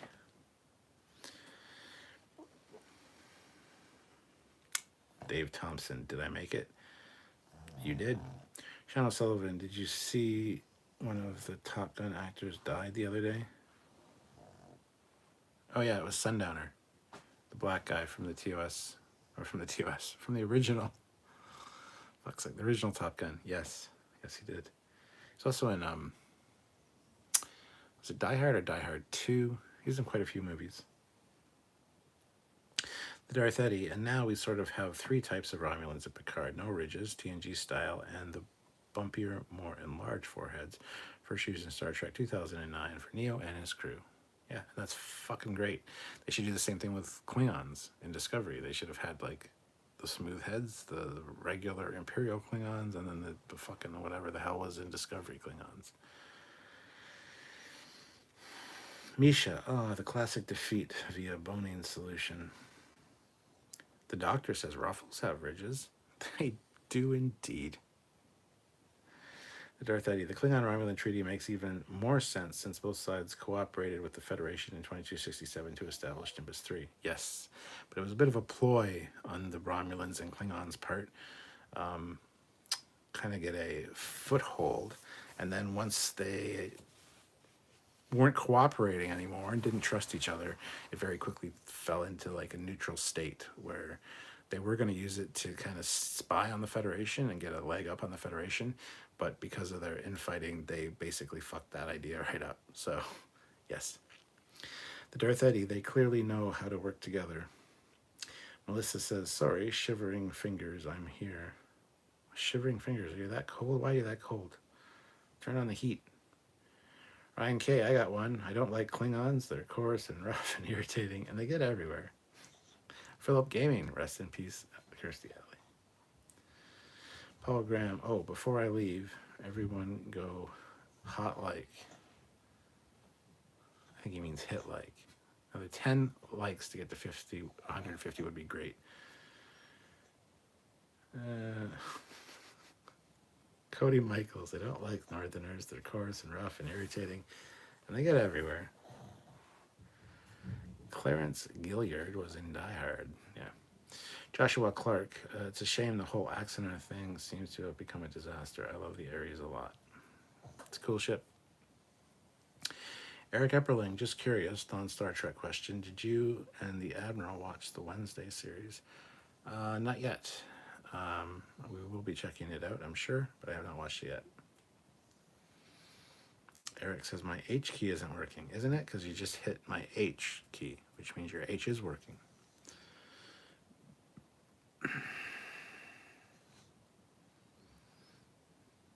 Sean O'Sullivan, I can only assume remans were used similar to slaves in the U.S. South and north of Romulus and had meteorological conditions that needed remans, then inbred the Southerners didn't. Yes, similar type of thing going on. Misha, Melissa, looks like I replied to one of your comments on a lightsaber video yesterday. The sci-fi world is small. Cheers. The doctor says it had potential for sure. It's a damn shame. He had a lot of talented people on board originally, but it had to become what it did. Ah, well. The Darth Eddy, if we don't get augment Klingons with smooth heads, at least one or two in Strange New World Season 2, we march on Paramount, LOL. Hashtag justice for the smooth heads. Joshua Clark, absolutely. Smash that like button. Hashtag rest in peace, Kirstie Alley. Sean O'Sullivan, watch Wednesday. Won't get to do that until Tuesday. Ha! Jeff W., with all the Star Trek spin-offs, we need a 3-season Earth Romulan War ending with the founding of the Federation. Cody Michaels, I never trusted Klingons, and I never will. I've never been able to forgive them for being rough and coarse and irritating and getting everywhere. Melissa says, I just put on a sweater just now. Someone replied to my comment, sorry, visually impaired. Comments are moving a little fast. Yeah, that was Misha. Misha is also visually impaired. Melissa, he is completely blind, not just visually impaired. So you both have something in common. War God 6. Love Addams Family. Spoiler alert, though. Wednesday is good, but it feels more chilling adventures of Sabrina than Addams Family. But didn't hate it at all. Cody Michaels. I call lightsabers Mickey sticks now. Okay. Joshua Clark. I'm hoping for a more Pacific 201. Any news on that front? I haven't heard anything from Eric Henry in a while. I love the Pacific 201 stuff as well. He's a good guy.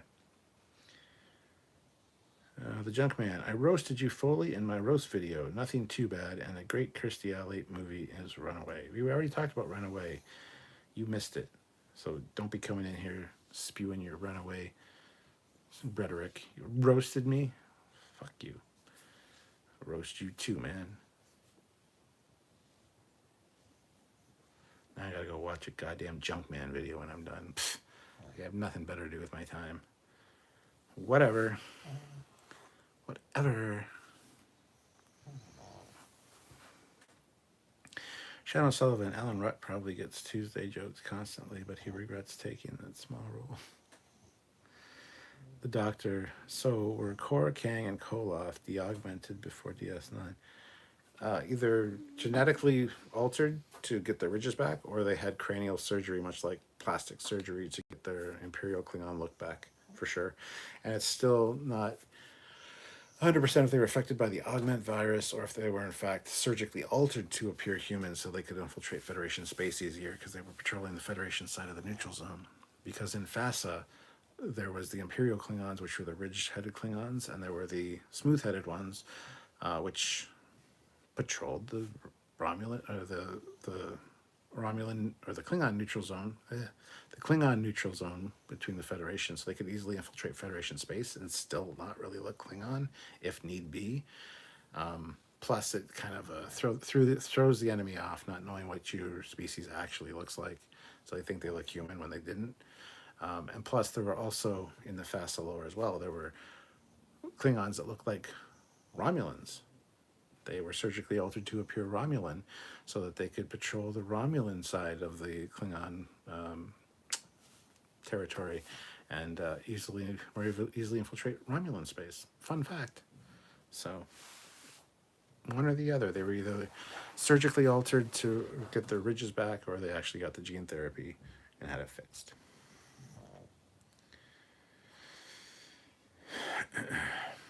The Darth Eddy. I can never forgive Anakin Skywalker sand references. They're coarse and irritating, and they get everywhere. Melissa says, "Oh boy, nice to meet you, Misha. I am legally blind." Well, yes, your title is Melissa's Legally Blind World. So, Jeff W. Violent Night is a new Christmas classic. Yeah, I need to watch that. I maybe watch that tonight, actually. Dave Thompson, over time, how many Star Trek references in Doctor Who? And vice versa. I don't know, and I don't care. I honestly don't know. Sean O'Sullivan, why is the Deridex not Deridex? Is all the extra D necessary? Yeah, the ladies like the more D. Sean O'Sullivan says, I never liked sand references, and I never will. I can never forgive them for the death of my boy. Misha says, yo, Junkman, I now hate you and your End Saber video. Thanks so much for forcing me to spend money. Cody Michaels, because the Deridex is awesome. Is an awesome name. 100% yes, absolutely. Joshua Clark, I had no clue that Stamets' character was inspired by a real mycologist, yes. And the guy's name is Paul Stamets. He was actually, there's a really good Joe Rogan podcast with him on. You'll learn so much. He's actually a very interesting guy to listen to. And yes, it's the whole mycelial network thing. It's quite interesting. Grant McGregor, what about the Klingon that patrolled the eastern boundary? Really? Don't make me hit you, Grant. The Doctor, yeah, that was always a shaky explanation to me. The FASA fusion Klingons, I kind of preferred when DS9 did the we don't talk about that explanation. Yeah. Those are Klingons? What happened? We don't like discussing it with outsiders. Melissa says, if Starfleet Medical is wondering, my transporter fears are calming, but still a little nervous, but not as bad as before. That's good. The Doctor, yeah, they totally ripped off the real Paul Stamets and his research on mycelial. They didn't rip him off. They worked with him, and as to honor that fact, he said that they asked if they could name their character Paul Stamets, and he said yes. They didn't rip anybody off. The Darth Eddy, this sort of convinces me Arn Darvin was surgically altered along and never an augmented Klingon. Dax mentions a surgeon almost as a joke in the DS9 episode, but Darwin remained human-looking after TOS. He did. So he was also shunned by the Klingon Empire. That's probably another reason why. Melissa's Legally Blind World. I have read Sparkly to thank for her transporter fears, I guess. And Sean O'Sullivan, we don't talk about Bruno. Okay. Geordie LaForge is a real person too. He was paraplegic. Really?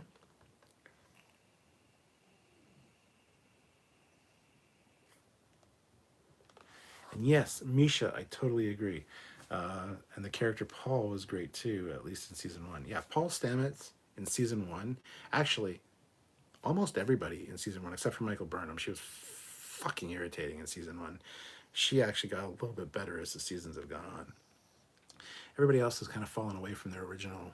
Like Tilly was better in season 1. Stamets was better in season 1. Lorca was fucking great. We just need Lorca back, period. Yeah, I think Saru has evolved. Saru is better in later seasons than in season 1, for sure. And I guess there are other characters, but it's Discovery, so we don't really know who they are. The Junkman, thanks, Misha. Helps me get more sponsors. Foley, you don't have to read this.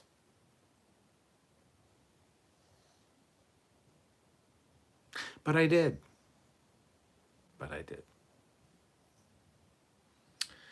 Joshua Clark, I'm finding all of these sand references that are irritating and they get everywhere. Oh my god. Shadow Sullivan, yes, original LaForge was heavy on the convention scene, so they named a disabled character for him. Oh, that's very interesting. I didn't know that. The Doctor, okay, sorry about the Stamets thing. I had heard that it wasn't the case. It's still unclear to me about them ripping off the video game, though. Oh, the Egyptian guy's video game with the tardigrade. That's a tough one. There are a lot of similarities. Yeah, there's a whole video about that. Not from us, but I forget the channel that did it. It's actually quite interesting. The guy that created the video game actually reached out to us and talked to us about it a bit. We didn't do an official interview with him or anything, but it was quite interesting to hear his side of the story. So, Dustin D, I hope Tilly is back for full season 5. I don't know if she's going to be back for the full season, but I don't really care to have Tilly back. Like I said, season 1, season 2 Tilly were good. I really like Tilly. Like, I was hashtag silly for Tilly, you know what I'm saying? But her character just turned into, I don't know what the fuck it turned into, but I really can't stand Tilly anymore. But I go back and watch season 1 and I'm like, oh, I like Tilly again. This is awesome.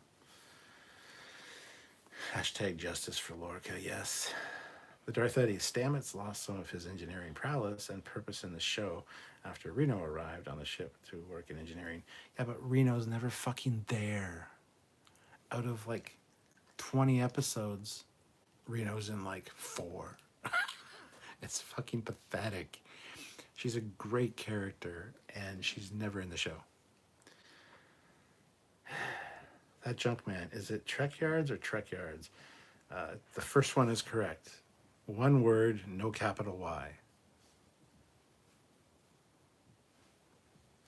Melissa says, what I also found fascinating is that Annika became the first to survive and come back from the agonizing pain of assimilation.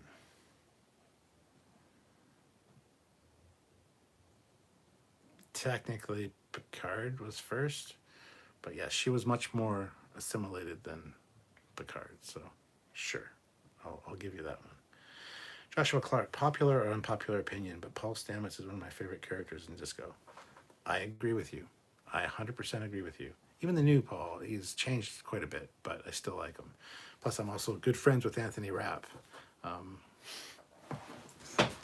Long story about that, but we talk fairly often on Twitter. I wouldn't say I'm good friends with him. I'm acquainted with him, and he knows who the hell I am. So there you go. We're not really technically good friends, but yeah. Misha, don't believe anything Doom Dick tells anyone about this. Don't believe anything Doom Dick says about anything. Panic Pecker, whatever the fuck you want to call him. The guy's an asshole. Jonathan Bell, raiding Arizona is still my go-to sand reference.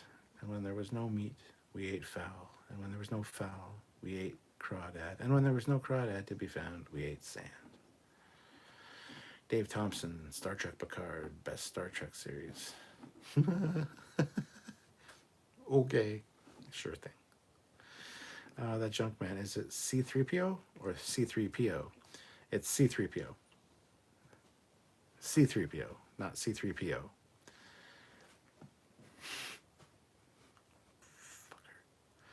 Shannon Sullivan, I don't like S4 Tilly, or Season 4 Tilly. She's coarse and rough and irritating, and she gets everywhere. The Doctor, I never listened to Dumbcock. I saw a couple of his videos back during the Last Jedi Fallout and quickly got sick of it. Yeah, I enjoyed like one or two of his videos early on, and then I'm like, this guy's doesn't know what the fuck he's talking about. Joshua Clark, I haven't even completed season 3 of Disco. Haven't kept up with anything lately. You're not missing much. Jessica Kasumi, if you had a chance to do a video for Trek Culture, would you? Yes, I've actually been in 2 Trek Culture videos. They have one coming up on their 250,000 subscriber count, which they've asked me and Samuel to be in. Speaking of, I got to get on that. I think the deadline is the 7th for that. What the hell is the date today? The 5th. Oh shit, I got like 2 days to get video in. Yes, I've been in like 2 or 3 Trek Culture videos. So yes. Plus Sean's been on our channel a few times joining us for lives. Sean Ferrick. And I'm also friends with Chris. What the hell's his last name? Chris Thompson, their editor. We play World of Warcraft. Not World of Warcraft, for fuck's sakes. Call of Duty together. Warzone. But yeah. Anthony Rapp had a kid today. It says, pardon? Jessica, oh cool, thanks for letting me know. Joshua Clark, I just hate it for Anthony with the spacey thing. Well, whatever. The Darth Eddie, Doomcock is basically a Mexican wrestler who hates nerd movies and TV shows, and his whole shtick is just one step above a guy screaming about aliens invading his breakfast cereal box. Melissa says, granted, Captain Picard, but Annika was the first fully assimilated to survive, but I can understand. I'm also learning about the medical tricorder and how to scan with it. Very cool. Misha says, C-3PO, what's the difference? Well, one is C-3PO. That's his designation because there's a hyphen after the C before the 3, which means there's a C, pause, 3PO, C-3PO.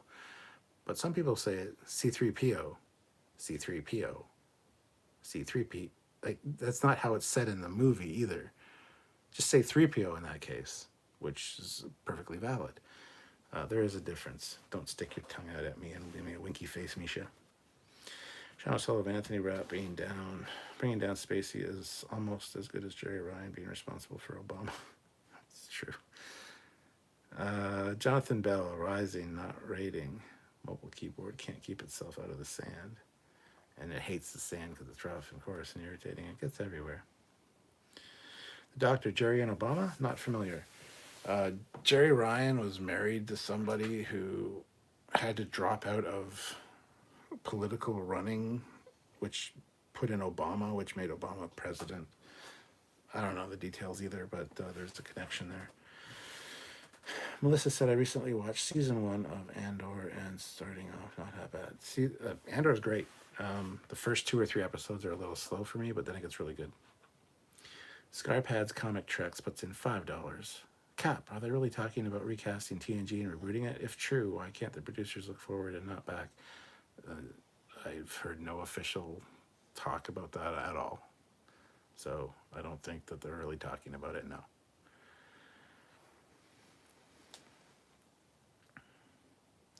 Misha says, actually, it's almost the 6th. You jackass.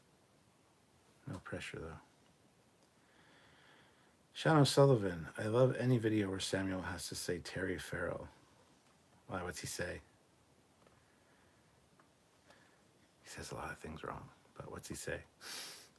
The Darth Eddie, tomorrow is the anniversary of both TMP and the Undiscovered Country, 43 years and 31 years, respectively. Melissa says, I tend to say 3PO. Yeah, that's fine. Cody Michaels, Anthony Rapp said Spacey took in his... Yeah, we don't want to hear about it. General Grievous, Captain is very good friends with Anthony. He even gave him his hotel room key at a convention. Oh my. Almost, well, I did give it to him, yes. That's all, yeah. Uh, yeah. We'll just leave it at that, and we'll be done. Cody Michaels, that doesn't make Spacey a good person. That Anthony Rapp lost the case. Yeah, I know. Sean O'Sullivan, if they reboot TNG, needs to be Kelvinverse. Misha says, seconding that Andor is great. There you go. The Doctor, a Borg influence on 21st century history. Huh. Learn something every day. That Junkman. So it's Trekyards with the space and a little... Well, I got it.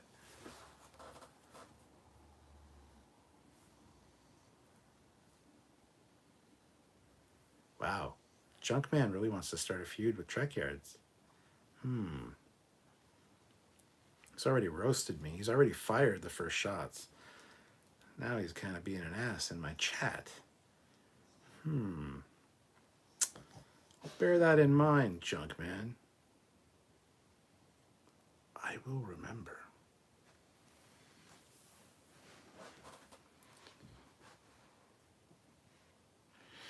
Klingberg. Spacey might be a bad person, but he is a great actor. He's a fantastic actor, yes. Jessica. The ingredients for the Wharf Burger. All meat and cheese, no vegetables. He says Terry Farrell. Terry Farrell. Misha tends to call C-3PO Goldenrod. There you go. Spacey killed it as Lex Luthor. Yeah. Eric Epperling. Random question. Has ice cream ever been shown or eaten in any Star Trek episode or movie? Ice cream? Yeah, it's been in a few. Deanna Troi loved chocolate ice cream. There's probably other examples of it as well, but I can't think of any offhand. Dave Thompson. How many Star Trek main actors have you met? Oh, fuck. A lot of them. There's a few I have not met.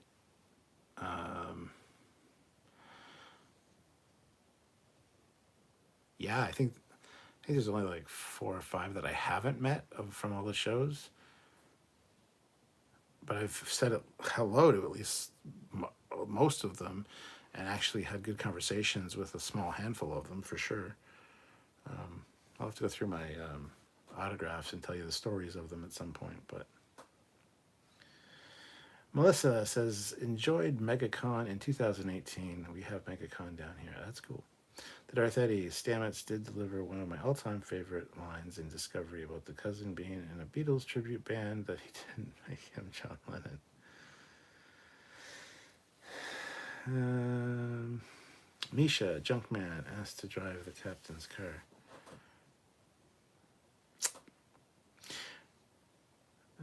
Sean O'Sullivan, I don't like Junkman. He's coarse and rough and irritating, and he gets everywhere. Junkman, the airlock is waiting. The Doctor, shields up, armed torpedoes. Junkman, going after you like your Michael French. Ooh, now it's been laid down. I'm not even going to comment on that situation. Jessica, Deanna needs a chocolate cow for all the chocolate ice cream she can eat.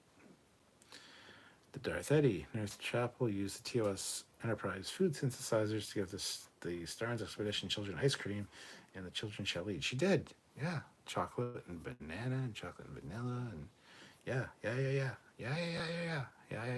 She did. Shannon O'Sullivan, have you ever met the Trek actor out in the wild?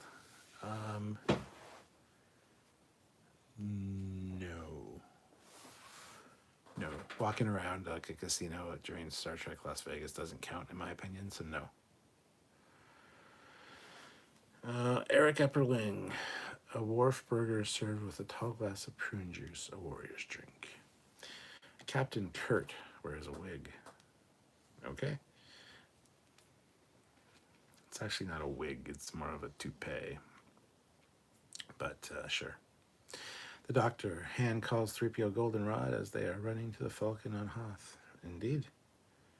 Have you met Scott Bakula? No, I have not met Scott Bakula, which is a shame. He's Croatian, actually. And my wife Sylvia is also from Croatia. She wants to meet him. I do too. I think he's fucking great. I would love to meet Scott Bakula, but he's one of the ones that I have not met. Might be better if you just ask me, have you met so-and-so? And I can tell you yes or no, because going through all of them in my head would just take forever. So, Cody Michaels, a toupee is different than a wig. It is. He's got hair around the sides and back. He's just balding on the top. He was even when he was younger. So, Melissa's Legally Blind World. I wish Counselor Troy. I, with Counselor Troy, love chocolate too. Dustin D. Do not shoot xenomorphs because they're. I think you mean do not shoot xenomorphs because their blood is messy and gets everything, eats everything. It says it's acidic. Misha, Junkman, I am not aware of the situation with French. No need to tell it here. But do you have a video explaining? Oh, there's multiple videos explaining. In case you don't know who Michael French is, he is retro blasting.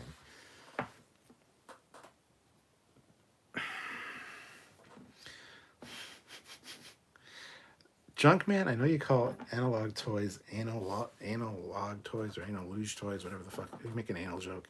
Retro blasting, you could do the same kind of thing. Finger blasting, something like that. Just saying. Don't pull me into your feud though. Sean O'Sullivan, I once saw Cole Meany on the streets. That was the only one I have seen in real life. Dustin D, the blood of xenomorph is totally spice acid. Sean O'Sullivan, Way to Reina franchise, Bacula. You mean Way to Rima? Rena? What? Jessica, I once met Brent Spiner on, of all things, Amtrak Sunset Limited. Going to new Vitaform City. Anyway, what? Sean O'Sullivan, you know how you can tell an alligator from a crocodile? One you see later, the other in a while. Hashtag facts. Stephen Mulvey, have you met Sir Patrick Stewart? I have not met Sir Patrick Stewart, but Samuel has been to his house in the UK and interviewed him at his house, which is great. But yeah, he's another one I haven't met in person. No, he's one I haven't met. That Junkman, Foley, no need to read. Gonna read it anyway. Misha, in short, he is a dick to everyone that doesn't kiss his butt and wouldn't kiss it. And I wouldn't kiss it, and he got upset. Hashtag, I don't have to read that, but I did. Misha, I admire Bacula a great deal. He has many talents and still seems like a good person. He's great. He's a good pianist. He plays the piano. Dorothy, I still have hopes that Paramount Plus can greenlight the Enterprise reunion for a short Trek episode or an animated special. The series' surge of popularity in recent years means more viewers than Enterprise in 2005. Yes, I would say either one would be great. I don't think that they would do an animated one, and a short would be too short that people would complain. You need to have a mini-series, maybe like 6 episodes. Sean O'Sullivan, way to ruin a franchise, Bacula. Takei says on Futurama, yes. Sean Mulvey, I mean, you have met him. What? I've met who? Patrick Stewart? I'm confused. I haven't met Patrick Stewart in person. Unless I'm forgetting something really important. Jessica Kasumi, you see him on a passenger train. It was shocking. It would be, yeah.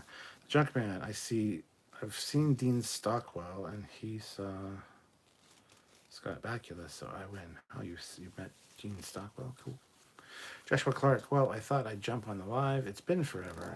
I just hate that it was under sad circumstances. Don't forget to turn that like button blue, like Captain Foley's favorite drink, Romulan Ale. Thank you, Joshua. Much appreciated. Ryan K. I don't like xenomorph blood. It's acidic and irritating. It gets everywhere. Sean O'Sullivan, did you see the video of Patrick Stewart on the bench? On what bench?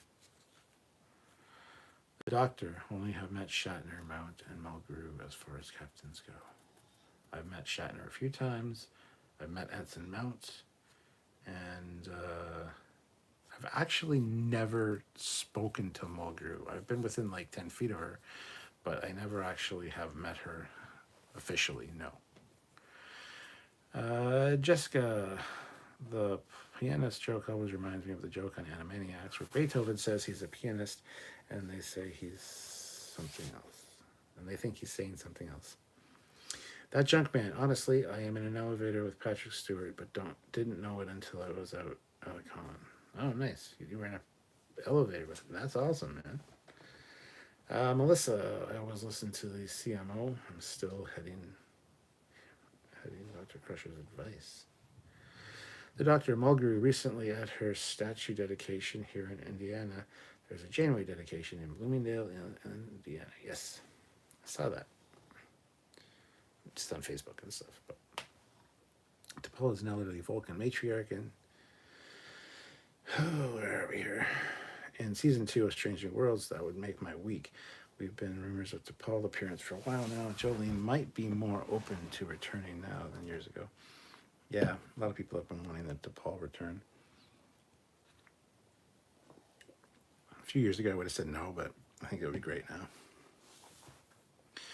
Misha says, Junkman, I understand. In my line of work, there are people that are too like that too, and I'm not an ass kisser myself.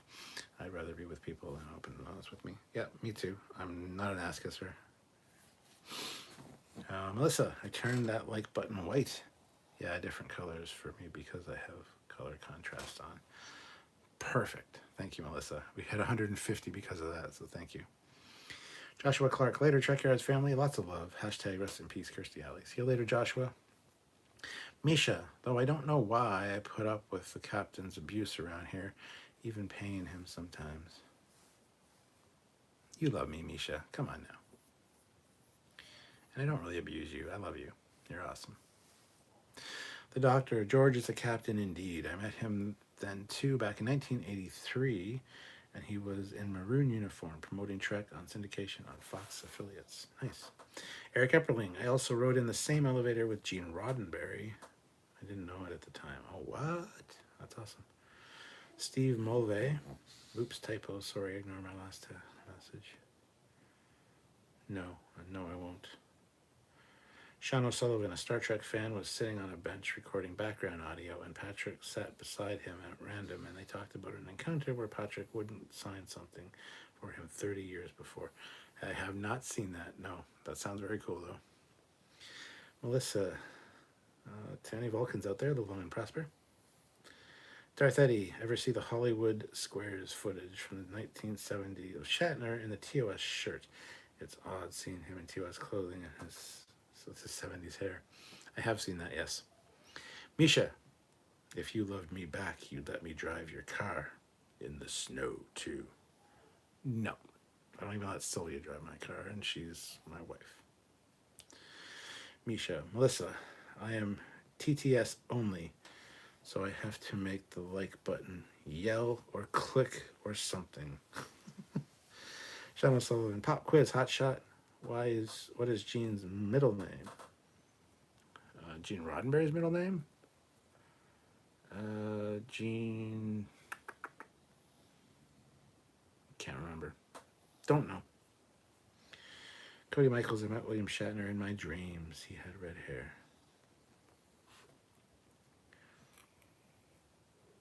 Wesley. Gene Wesley Crusher.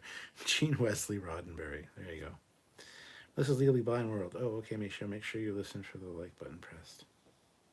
The Doctor says, I hate 70s hair. It's irritating. It's rough and coarse and irritating. It gets everywhere. Eugene Wesley Roddenberry. That's where he got Will Wheaton's character name. Perfect.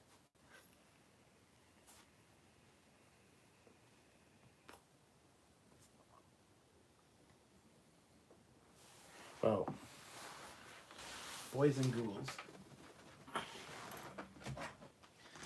I think it's about time that I wander off. It's over the 2-hour mark now, and this is my phaser rifle. This is my phaser rifle. There are many like it, but this one is mine. So yeah, check out the video that's coming out on Wednesday about this bad boy. It'll be on the Captain Foley personal channel. If you're not subscribed, what's wrong with you? Go and subscribe to the Captain Foley personal channel now so you don't miss it. Plus I got my Star Trek Enterprise D Advent build for the month of December over there, so go check that out as well. And yeah, it's been great, guys, but I gotta go. It's over the 2 hour mark, and you know, I love you guys and all, but I'm gonna go now. So thank you for watching. Hi, Junkman. I'm gonna roast you right back, probably in some form or another. So keep an eye out for that. I need to go check out your video. And if it's a nice roasting, like a friendly roasting, I'll be fine. But anything else, you're gonna be in trouble, my friend. So anyway, on that note, have yourselves a great night, guys, and live long and prosper. I will see you guys later. Night, everybody.